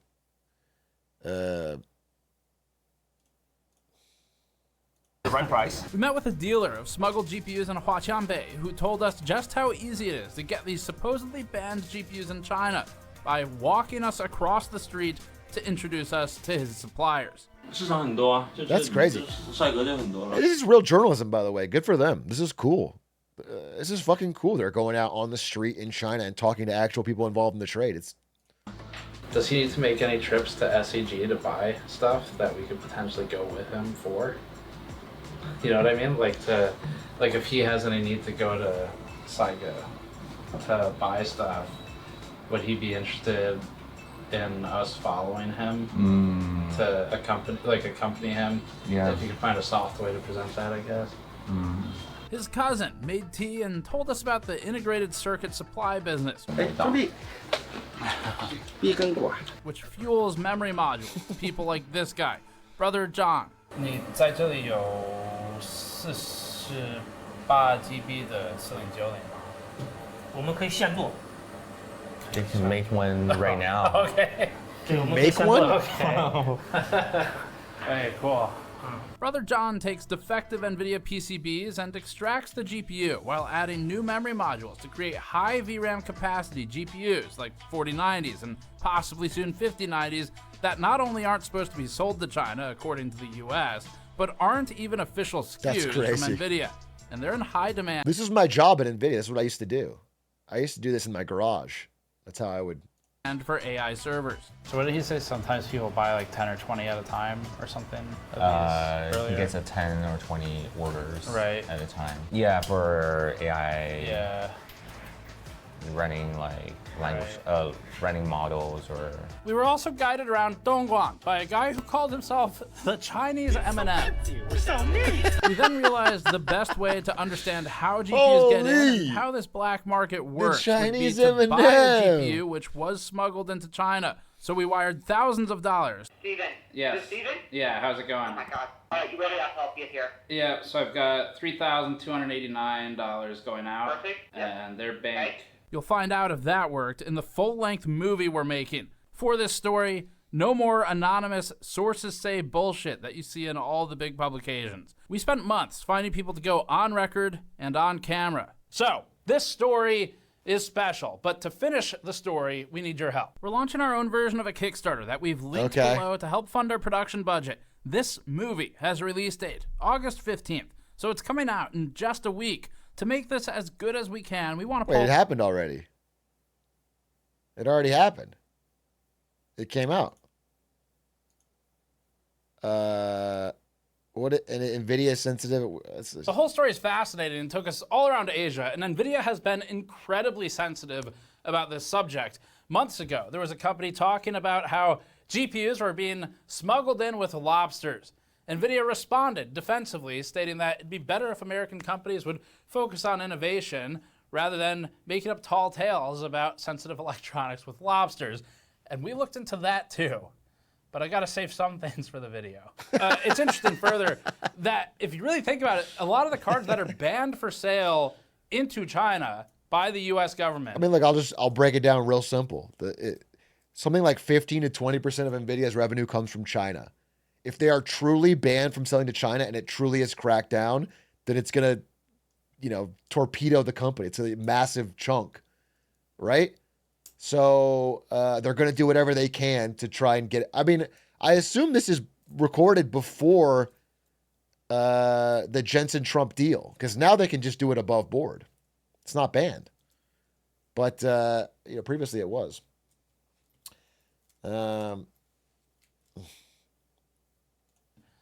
They're made in China, so they can. What percent of your role at NVIDIA was raising and training lobsters? It was a good amount. I didn't understand why until now. They're always like, hey, Shark, you got to raise a bunch of lobsters. You got to set up the lobster shipping. You got to get the boats with a lot of extra cargo space for the lobsters. Wink. And I'm like, why is he winking? It doesn't make any sense to me. Now it all kind of comes together. Make them, but technically the U.S. says that the companies that have them made I thought Jensen was are just not into allowed me. to sell them to China, where they're made. And so we looked into that too, because it's always possible for a card to fall off the back of a truck on its way to a port or something, and that was something we were curious about. The GPU silicon isn't made there, that's made in Taiwan, but the assembly and the making of all the other parts, like the shrouds, the PCBs, most of the VRM components, that tends to be done in China. Most of that is in Huizhou and Shenzhen, which we went to. Speaking of Taiwan, we also hopped over there to spend time. It is very funny to think that, like, you're going to make the chip in Taiwan, you're going to make the rest of it in China, but you can't sell it to China. It'll find its way there, bro. I don't know how to give it to you. It'll find its way there, bro. I'm speaking to people in the GPU supply chain for this story. The whole story is just interesting because it's really bizarre and dystopian, and this sort of, it's like a future that we live in now. You'd see it in a movie or something where normally a black market is for drugs or guns or something that you'd think of as really bad in some capacity. So you're definitely not supposed to be able to get, but you can through these illicit means. And yet the people we spoke to as part of this story who are involved in GPU supply into China, where according to the US government, they're not supposed to be able to get a lot of these cards, the people we worked with referred to it as a black market for GPUs, or sometimes a gray market.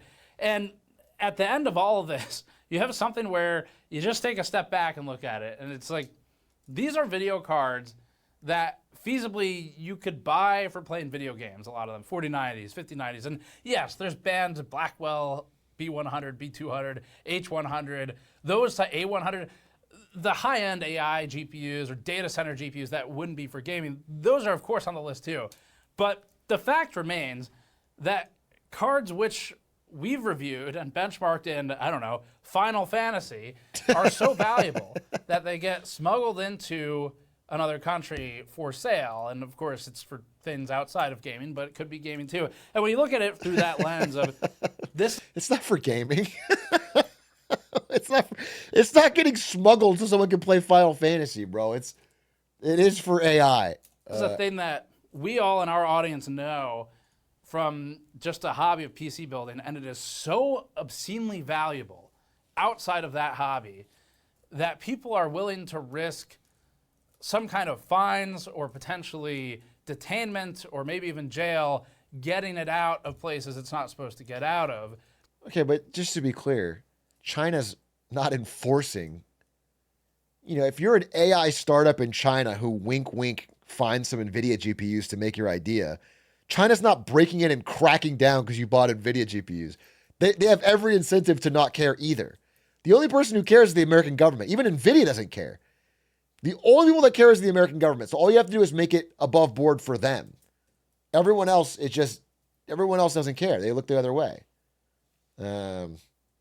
Because it's so valuable, to then sell it somewhere it's not supposed to be sold. And that makes it fascinating to us. That's why we covered this. So it's a big adventure. Tannen went with me for this. He was the one on the camera and running the audio for that. So just for context, normally, as far as like how... Oh, I'm going to stop it here because we might watch the full video sometime. Probably not today, but we'll watch the full video. And that'll be fun. It'll be interesting. I'm excited to learn more.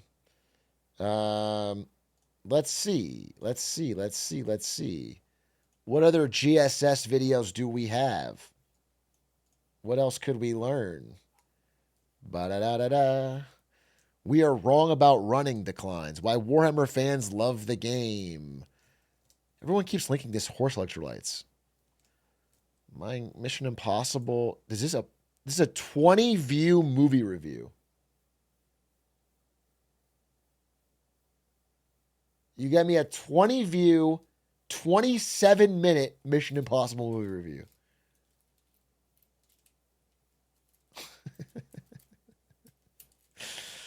No, I don't think so. No, I don't think so. Man carrying thing is always funny. Hey, buddy. Hey, do you need some AI? We've got some artificial, generative, all that good stuff. Do you need some AI? I own a plumbing company. That's fine. Do you have an app? No, we have a shitty Facebook page no one's edited in 5 years. As God intended. Sure, but AI is rapidly growing and your business will be left behind if you don't jump on the bandwagon early. Can AI clear shit from a clogged toilet? AI could write the invoice. Ah, fuck it, whatever. Forget it. Hey, your company needs some AI, right? I'm a full-time student and I teach piano on the weekend. Yes, bro, on that grind set. You know, in 2 to 3 years, AI could be teaching the kids piano and you could own that AI. What's this guy's problem? Don't you idiots understand? The US economy is being propped up by an AI tech bubble. Its implementation is overvalued. Companies like mine will crumble if you don't use AI as much as possible. Do you have an automatic customer service chat box? Just call it AI and slap our company logo on there. Please, please, please. No. Go away. Fine. But if this bubble bursts and the economy collapses, you only have yourselves to blame. I, for one, am doing my part.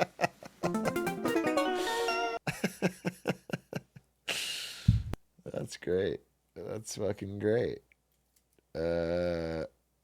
That's fucking great. It's like Microsoft, dude, just trying to shove Copilot into every single possible thing to justify the cost. You want to use Copilot, right? You couldn't possibly make a PowerPoint slide without Copilot.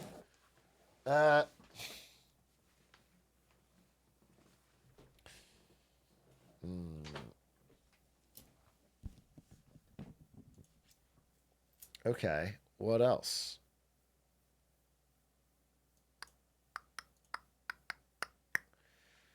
This is the net loss video, but I'm looking for something a little more short. This one looks interesting. Why didn't Weimar Germany just default? Simple question. 4 minutes long. What's the tiers you vouch? Is this the tiers you vouch? Default is to not pay your debt. I'm going to watch it. I like history. I like history. I like history, and especially animated history. It makes it cutesy and fun. World War I, Germany was saddled with heavy reparations. It wasn't long before Germany's economy was in the toilet, its people were suffering massively decreased living standards, and its politicians feared societal collapse. So given how bad things were in Germany, this raises the question: why didn't its leaders just default on its war payments and try to start over? So, to begin, it won't shock you to know that these payments were not seen as negotiable by the victorious Entente powers. Right. The Treaty of Versailles wasn't a contract between equal nations, but a diktat by the victors. And most other nations simply didn't care how it would be paid, so long as it was. It took several years. Are they gonna, let's just be real here. Most other it was France, bro. If you read about it, it was France. Everyone else was kind of open to the idea of like, hey, if we make them pay too much, it's going to be impossible. It'll collapse their economy. It'll lead to problems down the road.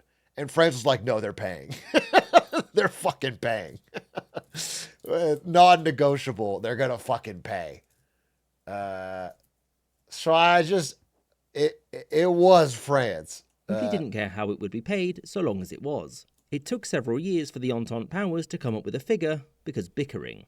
France and Italy wanted to crush Germany's economy forever and bury it indefinitely, whereas Britain wanted a smaller figure in the hopes that Germany could then be rehabilitated and become a trading partner. In the end, they compromised and Germany was liable for 132 billion marks, but it was only really expected to pay back 50 billion, which could be paid in cash or in kind, mostly coal, steel, timber, and most importantly, handheld signs. Now, this might seem like the question has been answered.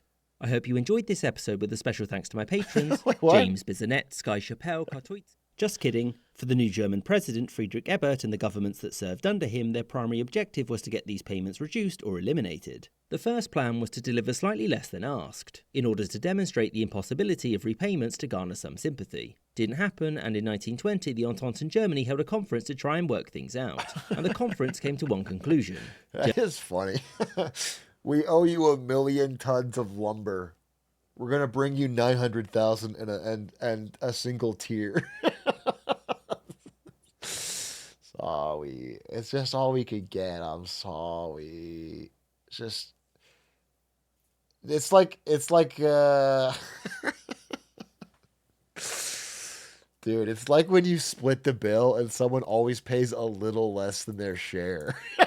You know, when you're out to dinner and someone does it, like Venmo me, and they always like they bought $32 worth of food and they Venmo you 25, and it's not enough to be like, hey, I need the extra 7, but it's like, come on, dude.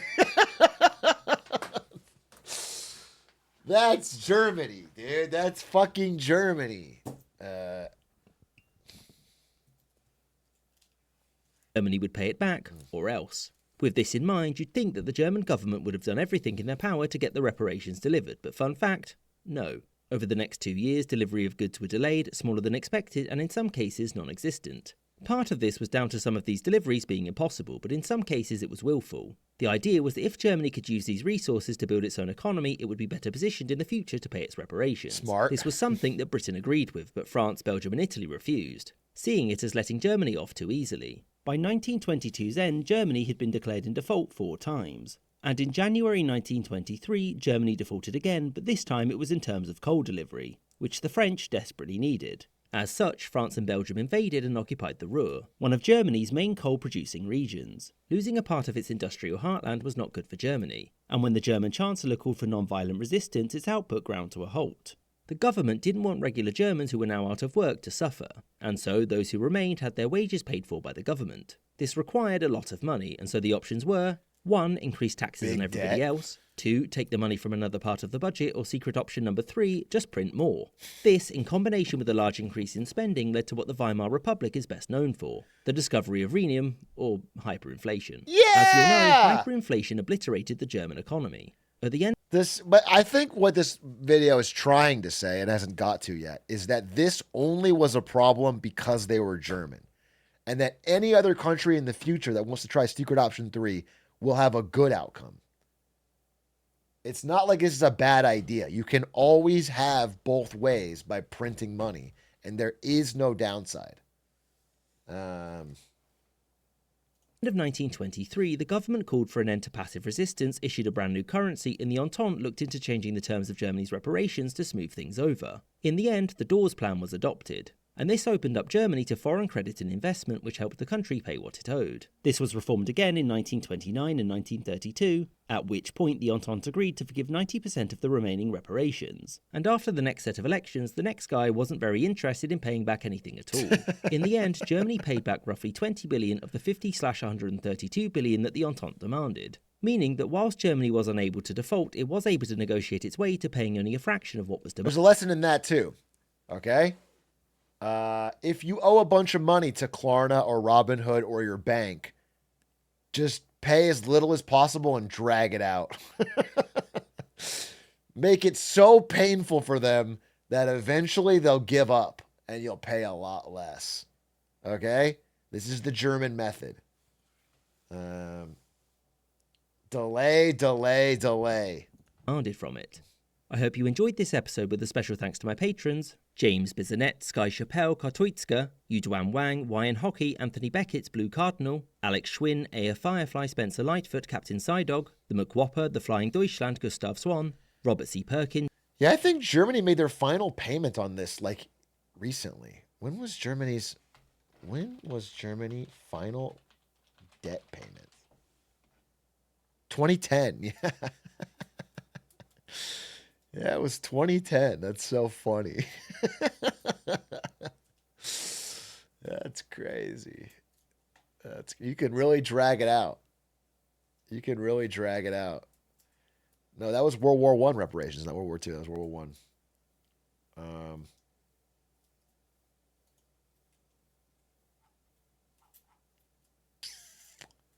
All right, let's see. Another video. We're learning.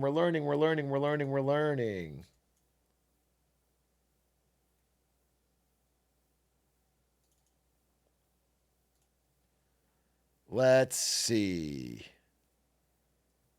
Japan. What happens if the assassin wins? Assassin did win versus Shinzo Abe.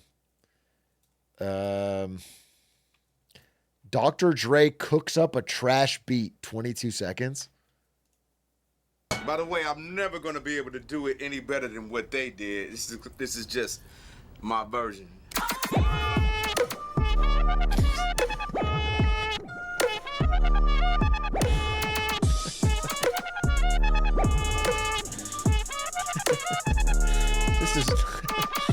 That's just a meme. That's Lud in the studio, bro. That's Lud in the stew, bro. Let him cook. XQC in the studio.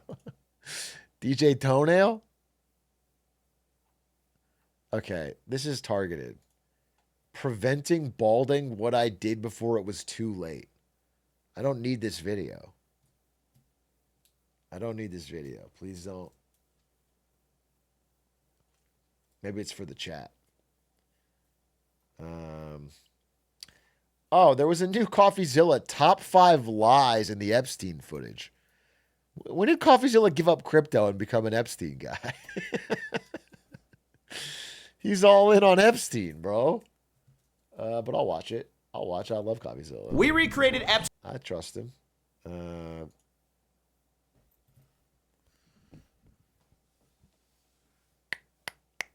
Let's see. We recreated it. We recreated Epstein's prison in 3D to show you the top 5 lies hidden in the government's footage. And you can get the raw file on Patreon to explore it yourself, and let's jump into it.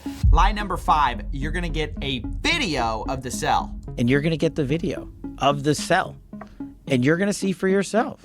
Kash Patel, the FBI director, told us that this footage was of Jeffrey Epstein's cell, but it's not. Let's fly over to where Epstein's cell actually is. I've marked it with a green door. Ooh. Down the hall, we actually see a camera marked in red that wasn't recording the night of Epstein's death, which brings us to our next lie. There was only one camera.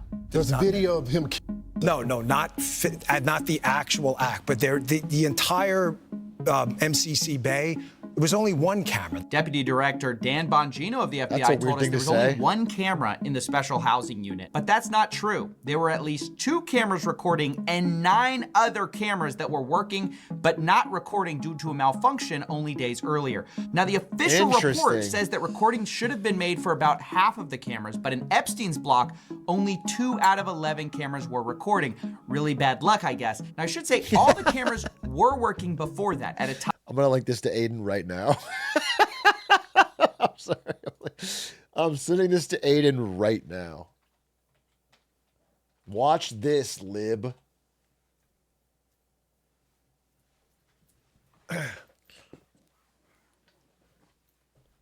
Guys, I have a sinking feeling that Aiden murdered Jeffrey Epstein, and it's like making me bummed out. It's making me bummed out that my friend might have killed Jeffrey Epstein before he could be brought to justice. I feel like Aiden wanted to cover up Epstein's, what he was about to say on trial. And I think Aiden killed him. And I don't think it was for a good reason. It just kind of makes me feel like kind of some type of way, you know? Time when Epstein accused his cellmate of trying to kill him, and this was contradicted by his cellmate who said Epstein tried to commit. Epstein later got put on watch for this event, and we should have been able to get that footage, except the prison failed to save the correct file. Prosecutors claim the footage contained on the preserved video was for the correct date and time, but captured a different tier than the one where Jeffrey Epstein was located. It was only one camera. So our deputy director lied when he said there was only one camera. There were actually 11. At least 2 were recording. Only 1 got released. And according to our own government's report, 5 or 6 should have been recording, but weren't. When the cameras were working properly, they didn't save the right files. Incredibly unlucky. But lie number 3, there's nothing unlucky about it because we were told directly that the footage we were gonna get showed there was no one there but Epstein. You're gonna see there's no one there but him. Right. There's just nobody there. So I say to people all the time, if you have a tip, let us know. But there's no DNA, there's no audio, there's no fingerprints, there's no suspects, there's no accomplices, there's no tips, there is nothing. The footage just directly debunks this. There are several people who appear in the footage the FBI released, and actually one even appears after lockdown walking up the stairs. The government's report at first called this laundry, but independent experts agreed, according to one analysis by CBS. At 10:38 p.m., the report says someone, probably Noel, carries a bundle of bedding or clothing up the stairs. It's a rare instance the video does catch movement on the stairs, but barely. Let's see that zoomed in and in slow motion again. Okay. Several of the video forensic experts we spoke with were skeptical about the report's conclusion and thought that the video could be showing an inmate walking up the stairs. Authorities say this was the last time anyone approached his cell block until his body was discovered the next morning. Again, while the video does not contradict that, experts who viewed the video say the limited field of view makes it impossible to definitively conclude that no one used those stairs in that time period. Yeah, we don't know who that is. The government's not clear. Couldn't you just walk up the right side of the stairs and then you're completely blocked from the field of view of the one camera? And there are also several people who are housed in the same cell block as Jeffrey Epstein, which, as we've shown, isn't visible to the camera footage we were given. So that raises questions, and so do the two prison guards who were on staff that night and had a view of Epstein's cell. Both were charged with falsifying records. Sorry, it saddens me that Jeffrey Epstein never got to experience the COVID lockdown experience. Is that what you said? Dude, shut up. Shut up. Shut the fuck up. We're trying to watch this video. He put together a really good piece here. God damn, shut up.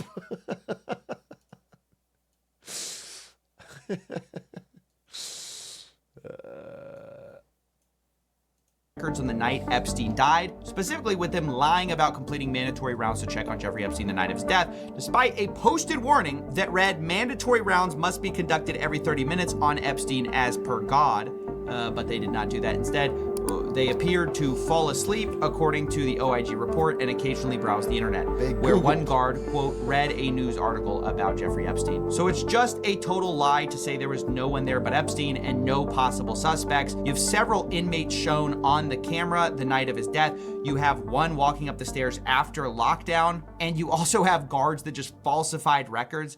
But this all brings us to lie number 2, the second biggest Pinocchio, and that's where they told us we're going to get the raw footage so we know there aren't shenanigans. Give us the we raw are working footage. on cleaning it up to make sure you have an enhanced, and we're going to give the original so you don't think there were any shenanigans. So yeah, I don't think I need to explain why this is one of the most brazen lies. We were told we'd be given a modified and the original footage. Instead, what we got are 2 modified videos because both were edited in Premiere Pro. Now, it isn't clear exactly what was edited, but expert forensic analysts who spoke to Wired said the footage wouldn't stand up in court, had 1 minute, no wait, actually 3 minutes missing, and now there are reports that the DOJ has the full footage, but just hasn't released it. And a government source is alleged to CBS News the FBI and other agencies are in possession of the full, unedited footage. And that brings us to the final point, the final biggest lie of all, and that's a direct quote from the DOJ memo about what the footage even shows.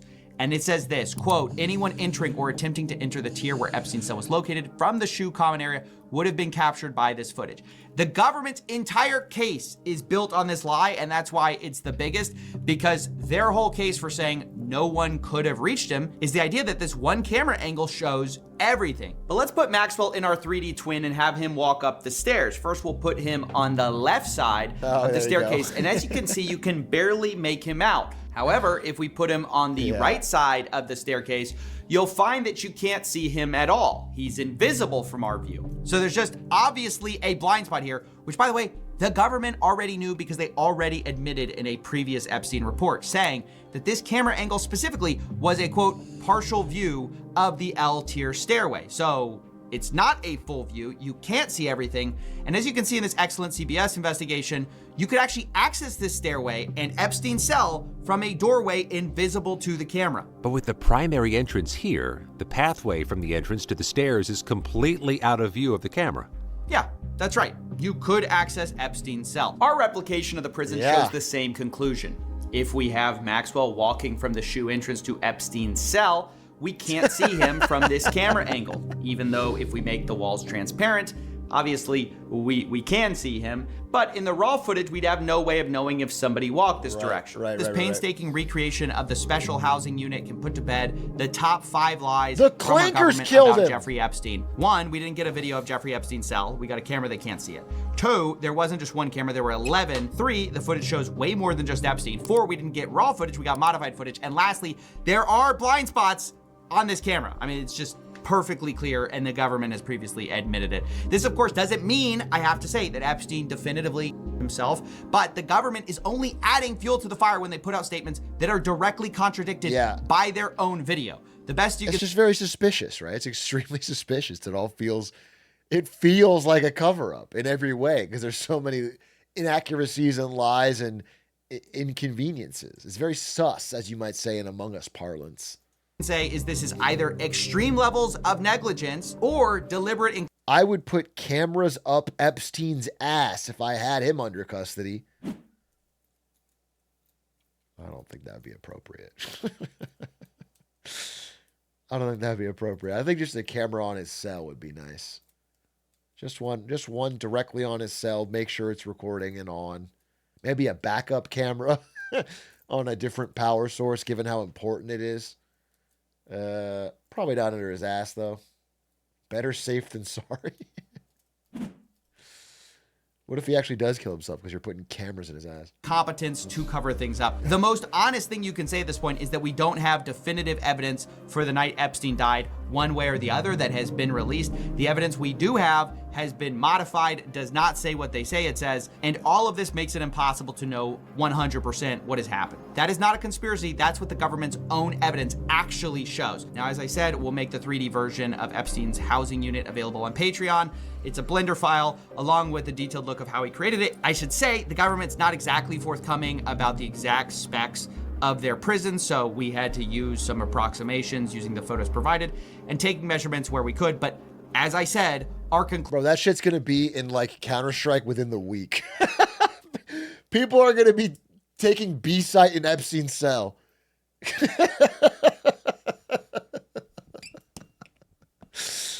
It's gonna be a Roblox game, dude.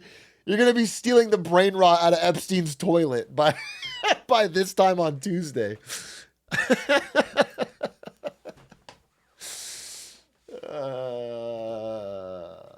CS Epstein. conclusions match up with the government's from years ago. So I think we're on safe ground there. That's basically it. Thanks for watching. Self. You want me to get, I've seen the whole file. ChatGPT cheated versus Stockfish? I can't watch cheating. I can't believe they do that.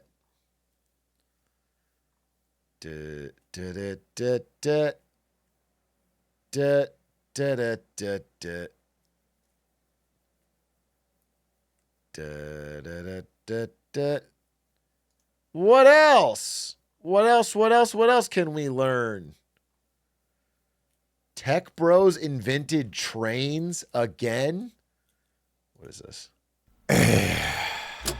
This is the Monocab, a two-wheeled, gyroscopic, autonomous, battery-powered rail pod balancing itself on a single rail. According to its creators, the Monocab is a high-tech, flexible, individualized mode of sustainable rail transportation that can breathe new life into closed-down branch lines. Do you live near one of those branch lines and want to travel somewhere? Just open the app and order one of the rail pods, and they will whisk you to your destination, in a cabin slightly wider than a coffin, all while balancing itself on a single rail using their built-in gyroscopes. Why on a single rail? Indeed why. So that two pods can pass each other even on a single track, bringing much-needed capacity to these deserted branch lines no one uses. Okay, so why is this idea the height of idiocy, and what should we build instead? Let's take a look. The Monocab is marketing itself basically as an Uber on rails. This is just built dumb, your bro. local closed. I don't know if you even need 5 minutes. If the rail line's already abandoned, that means there's not enough traffic to support a train, let alone a fucking series of monocabs.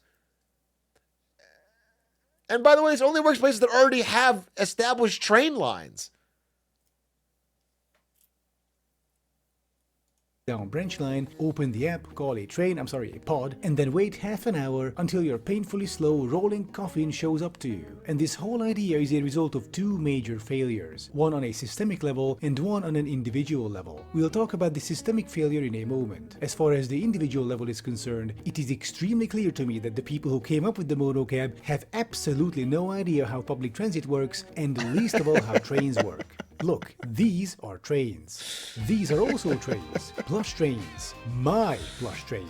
Which are on sale now for a limited time only. Get your own American GG1 or Hungarian V63 locomotive. If it has only 2-3 people in it, just get a car. It's like, why do you need a monocab on a rail? Take a fucking Uber. What is the...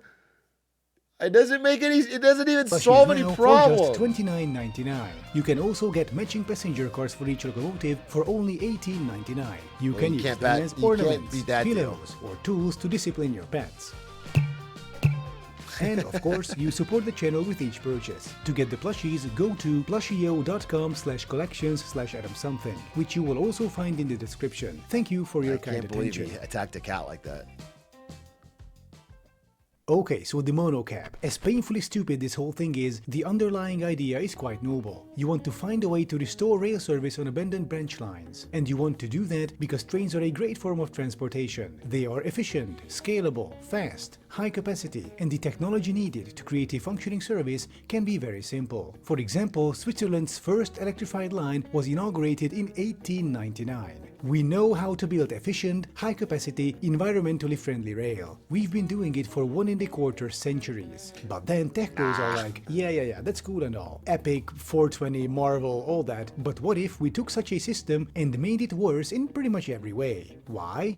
Because it needs to travel on a single rail, so that two pods can pass each other. So you can operate a single track line as a double track line at the low price of forcing passengers into mobile coffins. But why? Okay, but what if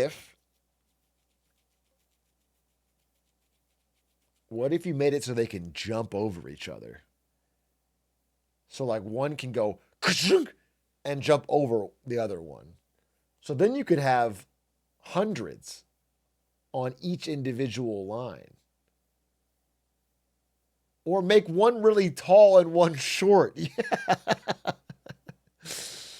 Yeah. Yeah, do a Subway Surfer style. Okay? Yeah, that would be cool. That would work. Listen, I get it. This is a bad idea. I don't actually need to watch more of this video. This is a interesting dunk, but I get it. It's terrible. I want something. The scam capital of the world is the Vancouver Stock Exchange. Has Norway become too rich? Oh, these are the problems you have in Norway. Are you too rich? That's a fucking Aiden video, dude.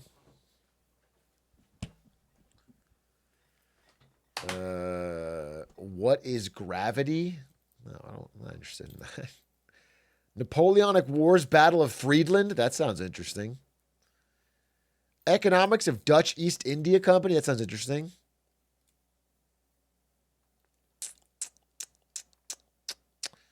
Did GTA 5 street signs comply with California law? Annie Austin's pretty great. Annie Austin is pretty great. Why American cities are broke, the growth Ponzi scheme. Why it sucks to be born as a catfish.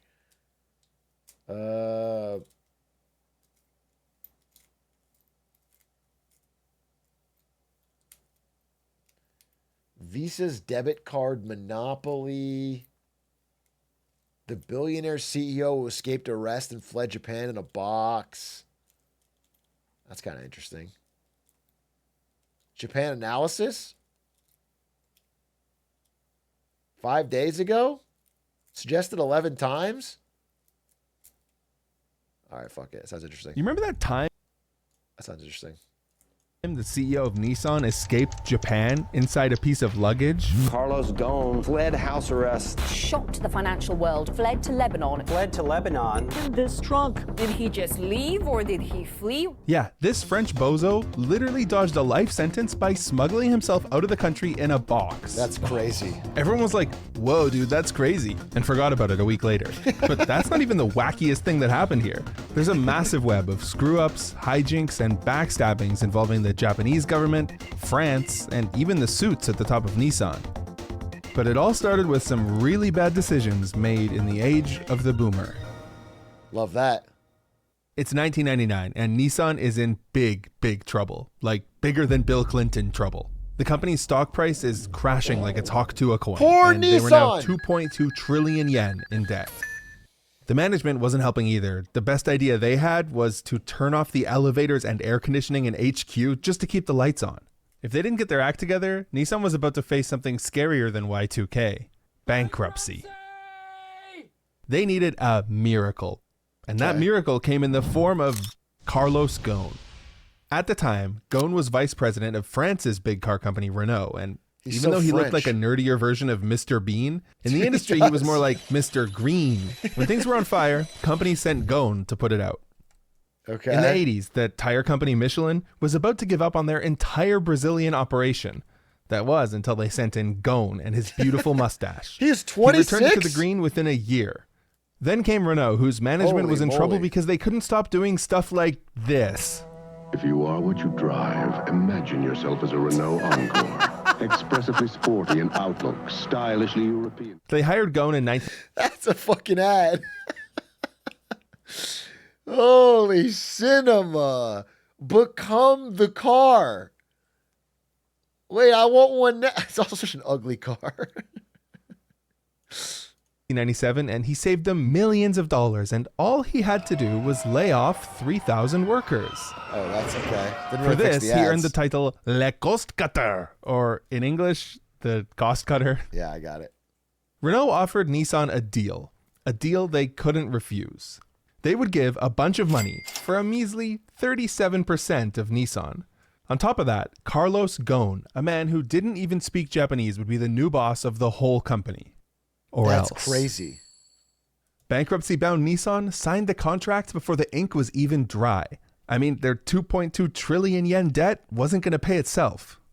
So Big Daddy Ghosn marches into Yokohama and immediately goes to the production line. And the first thing he notices is that Nissan is releasing cars in America 18 months after they had launched in Japan. They'd spend millions hyping up the car at home, then deliver it to America once everyone had already forgotten about it. Absolute genius. Ghosn was like, can we not do that? And everyone told him it was impossible. So Ghosn gave his best Japanese engineers a week to come up with their solutions to this problem, and the best that he got was, we can delay the Japanese launch by a year, and then they'll only be 6 months apart. Now, I'm no expert, but I would guess Ghosn didn't like that answer very much. I wonder why that problem was. Ghosn also found out why Nissan was in so much debt. They owned $4 billion worth of shares in 1,394 other Japanese companies. This was the corporate equivalent of using Klarna to finance a burrito. This has got to be a mistake. Why? Well, Nissan was a keiretsu, and like every large company in Japan, owned a little bit of every other company. This was, apparently, to make sure no single company tried to rock the boat. So Nissan... That's fucking stupid. That's fucking stupid. That is so fucking stupid.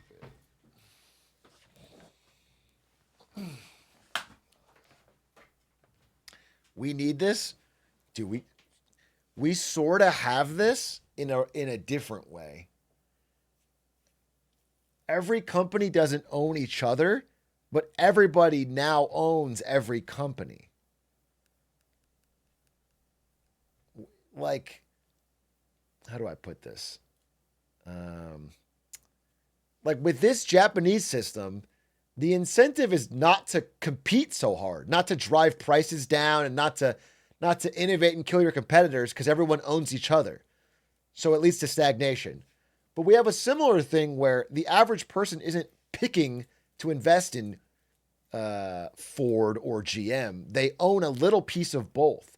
Everybody owns a little piece of both. So real competition actually hurts them on net. It's an implicit collusion versus an explicit one. Own shares in everything from normal things like their own suppliers, although Big A starting his commie arc, it's absolutely nothing to do with communism. It literally has nothing to do with it. I don't think you understand what I'm saying. I think you literally didn't hear what I was saying and then said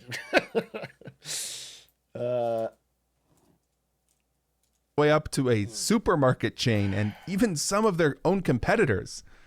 After much thought, Ghosn came up with a brilliant strategy to save the company.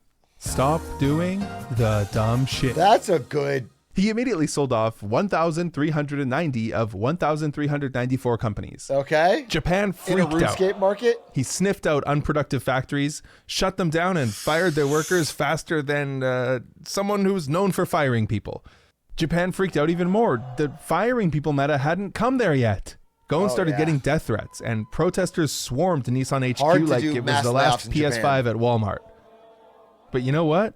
Ghosn's plan actually worked.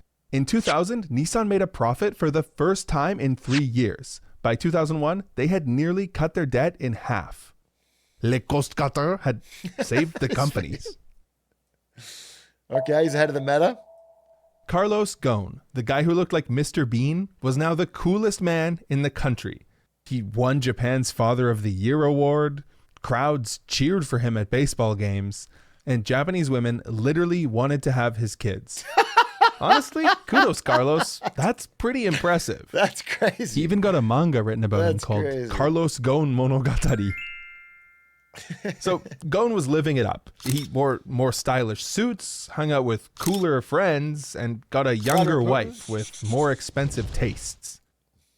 Of course, Nissan paid him well for saving the company. By 2008, he was making over $19 million per year, making him the highest paid man in Japan. Wow. But you know what else happened in 2008? Nothing The bad. stock market is now down 43%. The Japanese people were pissed. They didn't crash the market, but now it was destroying their economy. They demanded a crackdown on corporate greed, and as a result, Japan passed a new law that required executives who made more than $1 million per year to disclose their income. Ghosn's $20 million salary would make Nissan look bad, so under pressure from the board, he was forced to take a 50% pay. You know what I'm saying? Elon Musk just got a $30 billion pay package. We're talking about 20 million here. There's some guy fucking working AI in a basement at Meta who gets 20 million. Chump change. Cut. And he was not happy about this. $10 million? How could anyone live off of that? Didn't Nissan know that he had obligations? Like this Marie Antoinette themed birthday party at Versailles. Oh, no! Is there anything more on the nose than having a Marie Antoinette birthday party at Versailles? If you don't want to seem like an out-of-touch rich person, I can't imagine. Just don't do that particularly. His vacations in Ibiza and the south of France. And how is he going to pay for this $100 million yacht? Ghosn started airing his discontent in public. Tiny yacht. Well, I'm going to shock you, but since we're off the record, I am not very well paid, actually, compared with the CEO of General Motors or Ferrari. And he was serious. GM really was headhunting him to lead their company. And Nissan really wanted to keep him around. They even had this guy, Greg Kelly, whose job was basically just to keep Ghosn happy. Remember that for later. But Nissan's trust in Ghosn was faltering. By now, Ghosn was CEO of both Nissan and Renault at the same time, and he seemed distracted. He'd fly between Tokyo. The Jack Dorsey. I'm CEO of Twitter and Square. Or Block, I guess is what it became. And I spent 95% of my time working at the other company, but I really do care about Twitter. I really do care. Dude, Jack Dorsey would spend 6 months out of the year with his phone turned off in Africa on a silent retreat. Then he would come back and spend all his time working at Square, 5% at Twitter, and he would still be CEO and get full pay. It was insane. In Paris twice a month. Execs at both companies had to start scheduling meetings with him 3 weeks in advance. The cracks had started to show. In 2011, he made a massive mistake, falsely accusing 3 Renault employees of spying for China. Things really came to a head when rumors surfaced about a merger between Nissan and Renault. Nissan hated the idea of becoming French. Hell, the name Nissan literally means made in Japan. They might have looked past everything else Ghosn did, but not this. Nissan was a proud Japanese company. End of story.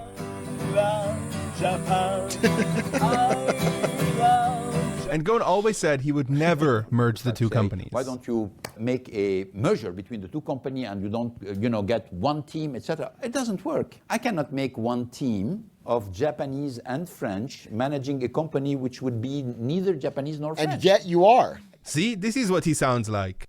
Anyways, as the years passed, he seemed to warm up to the idea of a merger. Will Nissan and Renault be merged?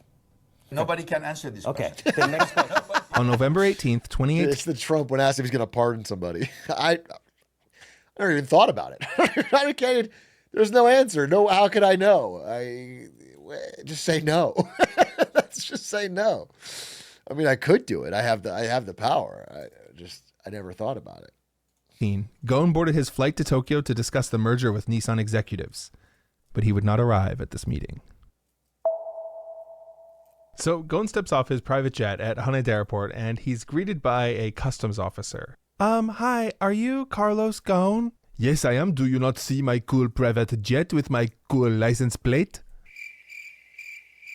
That's cool. That is a very cool plane, sir. I'm glad you are here. You are under arrest. Ghosn is immediately sent to jail and charged with the crime of underreporting post-retirement remuneration.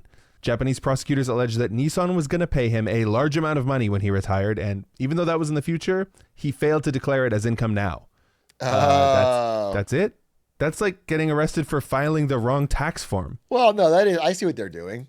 Nissan wants to pay him more. They can't do it because it publicly looked bad. So they make a sneaky promise to give him a huge payout when he finally leaves. Yeah, that's the incentive is totally there. I get what they would do that. But Ghosn was about to learn that Japan... Yeah, it's kind of like Otani, right? That's that stuff where they backload all the pay so they can make it work now. And I get it. Took his case very seriously. He was sent straight into solitary confinement with all the amenities. We're talking bright fluorescent lights 24/7, strip searches twice a day, and daily interrogation sessions that can be as long as 14 hours with no lawyers. This is a more secure lockdown than we gave Jeffrey Epstein. This CEO who failed to disclose a slightly higher pay. Present. But at least there was one saving grace. Japan could only do this for 20 days before charging him. So as these 20 days of isolation and not being able to talk to anyone came to an end, Ghosn knew the prosecution would have to let him go. That is, unless they added a new charge, like for financial misconduct. Yes, through this one simple life hack, the Japanese cops would keep looping these 20-day detentions over and over to keep him in there for almost 4 months until he got out on bail. Oh, damn. This cost him over $13 million, and the conditions got so strict, he couldn't talk to anyone related to the case, including his own wife. That's crazy. Not only that, they had him under constant surveillance, cameras outside his home, police monitoring him 24/7. He swears they were even bugging his phone lines. Ghosn knew Japan was not playing around. By this point, not only the public and everyone he knew, even Nissan had turned against him. This is the act which cannot be tolerated by the company. If he lost his case, he could go to prison for the rest of his life. The same prison where he had just spent 23.5 hours per day alone in his own cell. The entire criminal system was stacked against him, and he needed a way out. Wait, did you hear that? It's Michael Taylor! Michael Taylor was basically a fixer. He was former U.S. Special Forces, USA! And he already had a long and dubious history as a security contractor in the Middle East. One day, Taylor got a mysterious phone call asking if he could help a certain wealthy individual who was in some legal trouble in Japan. I wonder who that could be. Taylor flies to Japan with his son and immediately calls up Ghosn. Oh, hello, this is Carlos. Taylor could hear the shower and radio on full blast in the background because Carlos was so paranoid of his house being bugged. Taylor assures Ghosn he knows what he's doing. In fact, he had done this once before when he got a reporter out of Afghanistan. That's wild. Slowly, Taylor gains Ghosn's confidence and he begins to lay out various intricate plans to sneak Ghosn out of Japan. A cargo ship to Korea, a forged Swedish passport, a charter boat full of Navy SEALs. But ultimately, Taylor finds an airport in Kansai with very lax security for private jets. Okay. So Taylor starts telling Ghosn his plan, and slowly, Carlos begins to believe. Eventually, he musters the courage to meet Taylor in person. So Ghosn puts on his disguise and sneaks out of his house. He's extremely paranoid that he's being followed, but he manages to make it all the way to the Grand Hyatt Hotel without being recognized. He heads up to room 933, Taylor's room. He opens the door and boom, there it is. His ticket out of Japan. A big black instrument box. Ghosn was going to get into this box and be carried onto a private jet. Ghosn is terrified, but Taylor tells him to just get in the box and see if he fits. Ghosn gets inside and notices the box is custom made for his height with holes for breathing. Ghosn starts to believe that this crazy plan might actually work. But then Taylor's like, well, we're all here. Why don't we just do it today? So they get on the bullet train at Shinagawa, and there's only a few rules. Don't take off your disguise, don't draw attention to yourself, and do not speak. Yeah. Once they get to rules. Kansai Airport, Ghosn gets in the box and is carried into the terminal. It was a holiday, so security was sparse that day. The final hurdle was the Oh my God, X-ray yeah, how do they machine. do the X-ray Taylor machine? tells the staff that the instruments in his box are too valuable to go through the scanner, and the guards actually fall for it. That's fucking crazy. Wait, that's crazy. You could just have a huge big black box that gets completely unexamined. Why wouldn't they at least just open it? What a Ghosn was gambit. loaded onto the plane in his box, and 12 hours later, he was back in Lebanon. The humble guy that Ghosn is, the very first thing he does is host a press conference to tell everyone that he's out. As you can imagine, today is a very important day for me. I did not escape justice. I fled injustice. Now, you might be wondering, why the hell did Ghosn run from a tiny charge of falsifying income? Why wouldn't he just stay in Japan and fight it? Smuggling yourself across the border in a box is not a very CEO-like thing to do, right? To understand, we got to talk about the case against him. Was he guilty or was he innocent? So when investigators searched Ghosn's house, they found this paper that was talking about the agreement he had with Nissan to pay him money when he retired to make up for the 50% pay cut he took. And that was incriminating, but it was just the tip of the iceberg. Once they started digging into his finances, they noticed a ton more sketchy stuff. Like, remember that Marie Antoinette-themed birthday party at Versailles? Sure. Ghosn hosted that party on Nissan's dime, Oh, of course even he though did. none of them were invited. His family's private jet vacations all over the Business world, expense. these were logged as Nissan business trips. He even got his sister a cushy six-figure job at Nissan, even though nobody really knew what... Six-figure? Six figures, $100,000. $750,000 job? Ghosn girl, that's good. she did. But That's a W, how was brother. he able to spend so much of Nissan's money without anyone catching on? Well, it was a special process called Carlos's CEO Reserve.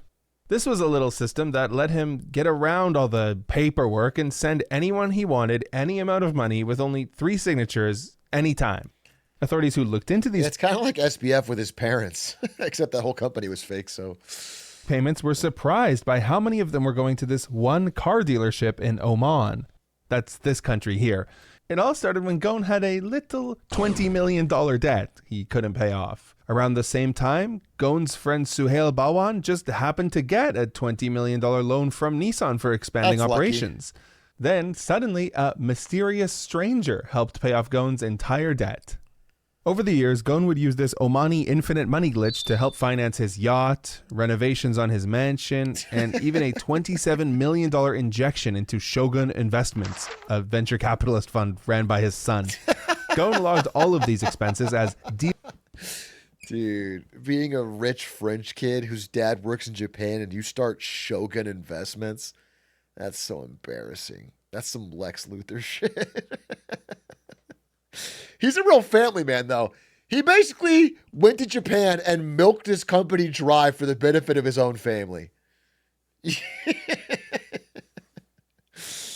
Dealer incentives to help them in the Middle Eastern market. Yeah, and my $700 a year Monster Energy budget is a necessary business expense. But all of this wasn't enough for Ghosn. Remember this guy whose job it was to make Ghosn happy? Greg Kelly? Well, he managed to convince Nissan's board that a few of the dates on Ghosn's stock-based compensation needed to be tweaked by a few days. And as a result, Ghosn made off with an extra $1.3 million. How about that? And Kelly paid the price for this, actually. He was arrested on the same day as Ghosn. And once Ghosn fled Japan, the entire investigation came down on Kelly. Yeah, they had to get somebody. It was a slam dunk case. Over 3 years, hundreds of hours of trials in the Japanese legal system with a 99.4% conviction rate. Kelly stood no chance. And he was obviously found. You don't want to not absurdly guilty? high conviction. How? What? Excuse me? Yes, Greg Kelly was found not guilty on 7 of 8 counts. His sentence was 6 months probation. Clutched it. Okay, but wait, what happened to all the damning evidence? Is Carlos Ghosn actually innocent? Part 5. Of the 8 charges against Greg Kelly for helping Ghosn conceal his income, he was only convicted for the year 2017. The judge found that there was insufficient evidence that anything illegal took place for all 7 of the other years they tried him on. So basically, they got him on one charge of negotiating Ghosn's package, which is a small offense. But to secure this conviction, executives at Nissan literally lured Greg Kelly from America to Japan, which took a lot of convincing because Greg Kelly was an old man with severe spine issues. Also doesn't want to. He was in intense pain all the time and could barely move. But Nissan still lured him to Japan on a private jet and had him arrested within hours. That's crazy. After this, they kept Kelly, a 63-year-old man with severe spine issues, in a jail cell for over a month, where he had to sleep on the floor and was forced to spend all day sitting in the corner. Dude, it's funny. This jail cell in Japan is indistinguishable from Ariana's apartment when she worked at an internship there. I think this is nicer. This is nicer. This is the apartment she had. It was a tiny little. I'm gonna ask her.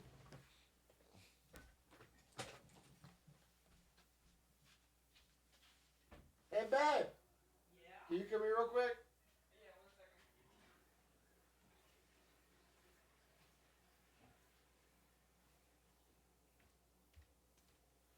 What? Do you remember that apartment you had in Japan when you worked at the internship? Well, but that was a share house. Do you think it was better or worse than this?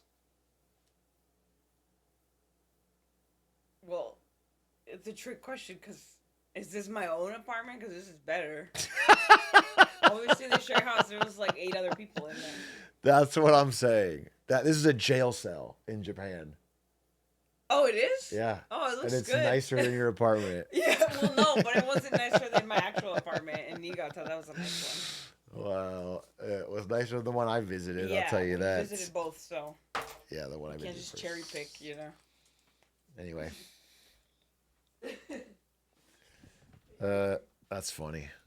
They kept Kelly, a 63-year-old man with severe spine issues, in a jail cell for over a month, where he had to sleep on the floor and was forced to spend all day sitting in the corner of his cell in an L shape.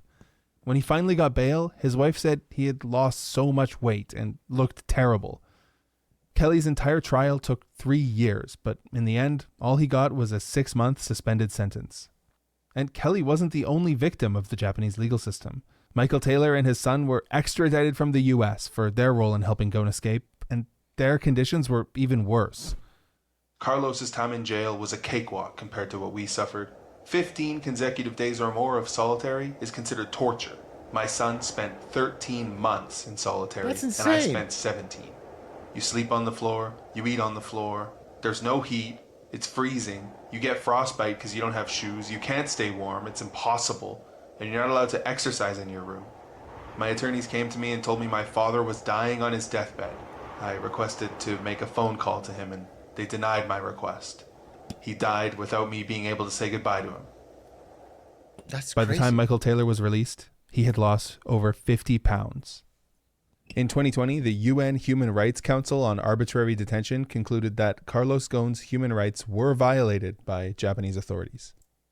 The point is, Japanese prosecutors seem to have a massive vendetta for everyone involved in Well, it's this probably case. just public opinion, right? I They think were the straw trying that to- broke the camel's back and made him realize he had to flee in the box was, and this is one of the most insane things I've ever heard, as part of Ghosn's bail conditions, he wasn't allowed to talk to his wife or interact with her at all until the end of the trial.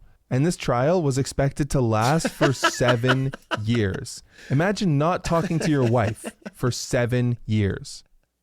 Isn't the Japanese legal system awesome? Like, I don't want to get too deep into the prosecutorial misconduct here, but in Ghosn's case, they wouldn't let him access these 6,000 plus internal Nissan documents that could clear his name. And in Kelly's case, the judge literally refused to admit it. Someone said that's a bad thing. Like it's Facebook humor. Facebook quote tweet. Wish the judge would give that to me.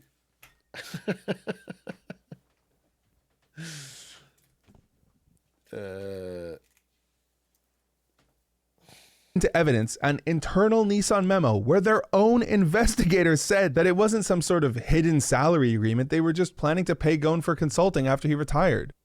So why did these Japanese prosecutors hate Ghosn so much that they were going this hard to get a conviction? Well, it's one word: merger. Everything comes back to the merger. No one in Japan wanted to see Nissan become a French company. So when the French government suddenly passed a law that granted itself even more control over Nissan, the Japanese government started panicking. If the merger had gone through, Nissan would effectively be controlled by Renault and its largest shareholder, the French government. But Ghosn's big secret was that he actually wanted the merger to happen because it would finally put him in the billionaires club. Sheesh! Sigma! Japanese prosecutors and Nissan were working together. The investigation actually started at Nissan and was only brought to prosecutors after this guy, Harinada, got involved. Harinada was actually the guy who personally lured Greg Kelly to Japan. But do you know what's interesting? He was actually doing a lot of the same shady shit that Ghosn was. He only flipped on Ghosn in exchange for immunity. And even Nissan's next CEO, the one who gave the press conference calling out Ghosn, was later found to be doing some of the exact same course. things Ghosn was doing. And guess what? just threw him Neither under the him bus. nor Harinada spent a day in jail. So while Ghosn was certainly not innocent, a lot of what he was doing was common practice among executives at Nissan and other large Japanese companies. Like paying Ghosn as a consultant after he retires, that does sound a bit shady, right? Until you find out that 50% of large Japanese companies were doing that with their executives at the time. Nissan in particular had a history of poor governance, which is why Ghosn was able to move so much money around with so little scrutiny. The board knew all about Ghosn's shady slush fund. They just didn't want to do anything about it because they couldn't afford to lose him. And that fear has proven true. Ever since they ousted Ghosn, Nissan has been on a downward spiral with mounting debts and a failing alliance with Renault. They are in massive trouble right now. So if Nissan really did conspire to oust Ghosn, it completely backfired.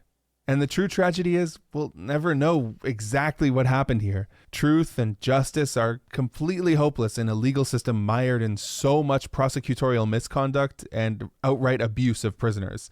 Lebanon will never extradite Ghosn, so he'll he's never still see in the Lebanon? inside He's of not a in courtroom, France? and we'll never get the full story. The story of Carlos Ghosn remains a highly controversial issue in Japan. Not only was his escape a national embarrassment, but it thrust their archaic medieval justice system into the worldwide spotlight. At the time, Japan's justice minister couldn't help but say on camera, Carlos Ghosn should prove his innocence, which is not exactly how a modern criminal justice system is supposed to work. Personally, He should after prove his extensively guilt. researching both sides of the Ghosn case, it's clear to me that Carlos was an extremely competent businessman who genuinely cared about Nissan. Say what you want about him, but he stuck with Nissan even when taking a massive pay cut and even after being headhunted by GM. But on the other hand, he was also clearly obsessed with his own wealth. He had everything anyone could ever want, yet he was still meticulously counting his $999th million. He met Trudeau? I honestly cannot understand the mindset of someone like that. Interestingly, while public sentiment in Japan remains strong... I mean, it was just a CEO who wanted to get paid a lot. He was apparently pretty good at making Nissan more profitable. He wanted to get paid a lot. Public pressure made it so he couldn't do that, so he found a shady way to still get paid a lot. Yeah, I don't think it's that crazy. And the Japanese government could have blocked the merger rather than engage in like this weird throw him in solitary for months, recycle charges. You could have just blocked the merger. You could just, that would be a better way to do it. Negative towards Ghosn, there are some positive signs. In a survey of 120 Japanese lawyers, 70% agreed with Ghosn's view that Japan's legal system is basically hostage justice. Ultimately, beyond Ghosn himself, the real moral of the story, the thing to take away from this video is that Japan's legal system is deeply flawed and urgently needs reform. Honestly, this case is so big and complicated, like 80% of what I researched didn't even make the final cut. Like, did you know Michael Taylor hates Carlos Ghosn now? So what I did is I made like a podcast style rant where I just go over the 10 or 20 most interesting facts that I couldn't cover here. It's completely free to watch. It's in the pinned comment and on the description. Check it out! On Patreon, but you don't have to sign in or pay. Check it out.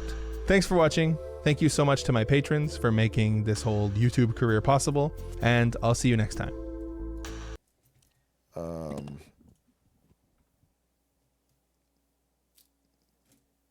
I just need to say something. Like, this type of talk.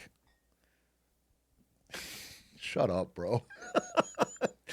Yes, someone should have human rights. You don't just grab someone off the street and hold them in solitary on a crime they haven't proved yet. Obviously. Just shut up, bro. Just... Okay? Just obviously.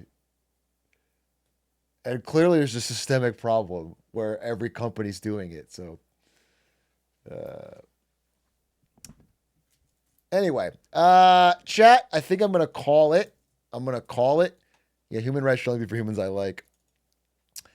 I enjoyed stream today. Thank you very much. That was fun. I will be live tomorrow as a rare Sunday stream because I skipped on Wednesday or Thursday. But I am playing basketball, so I have to work around that. But I will be live tomorrow, at least for a Smallville or something, to keep H-Rock August thriving.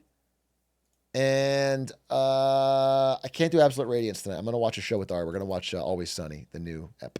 But I will do Absolute Radiance tomorrow then, maybe. Thanks for watching. Appreciate you. Thanks, J-Reg, again, for coming on the show. And what else did I want to say? H-Rock 7. Goodbye!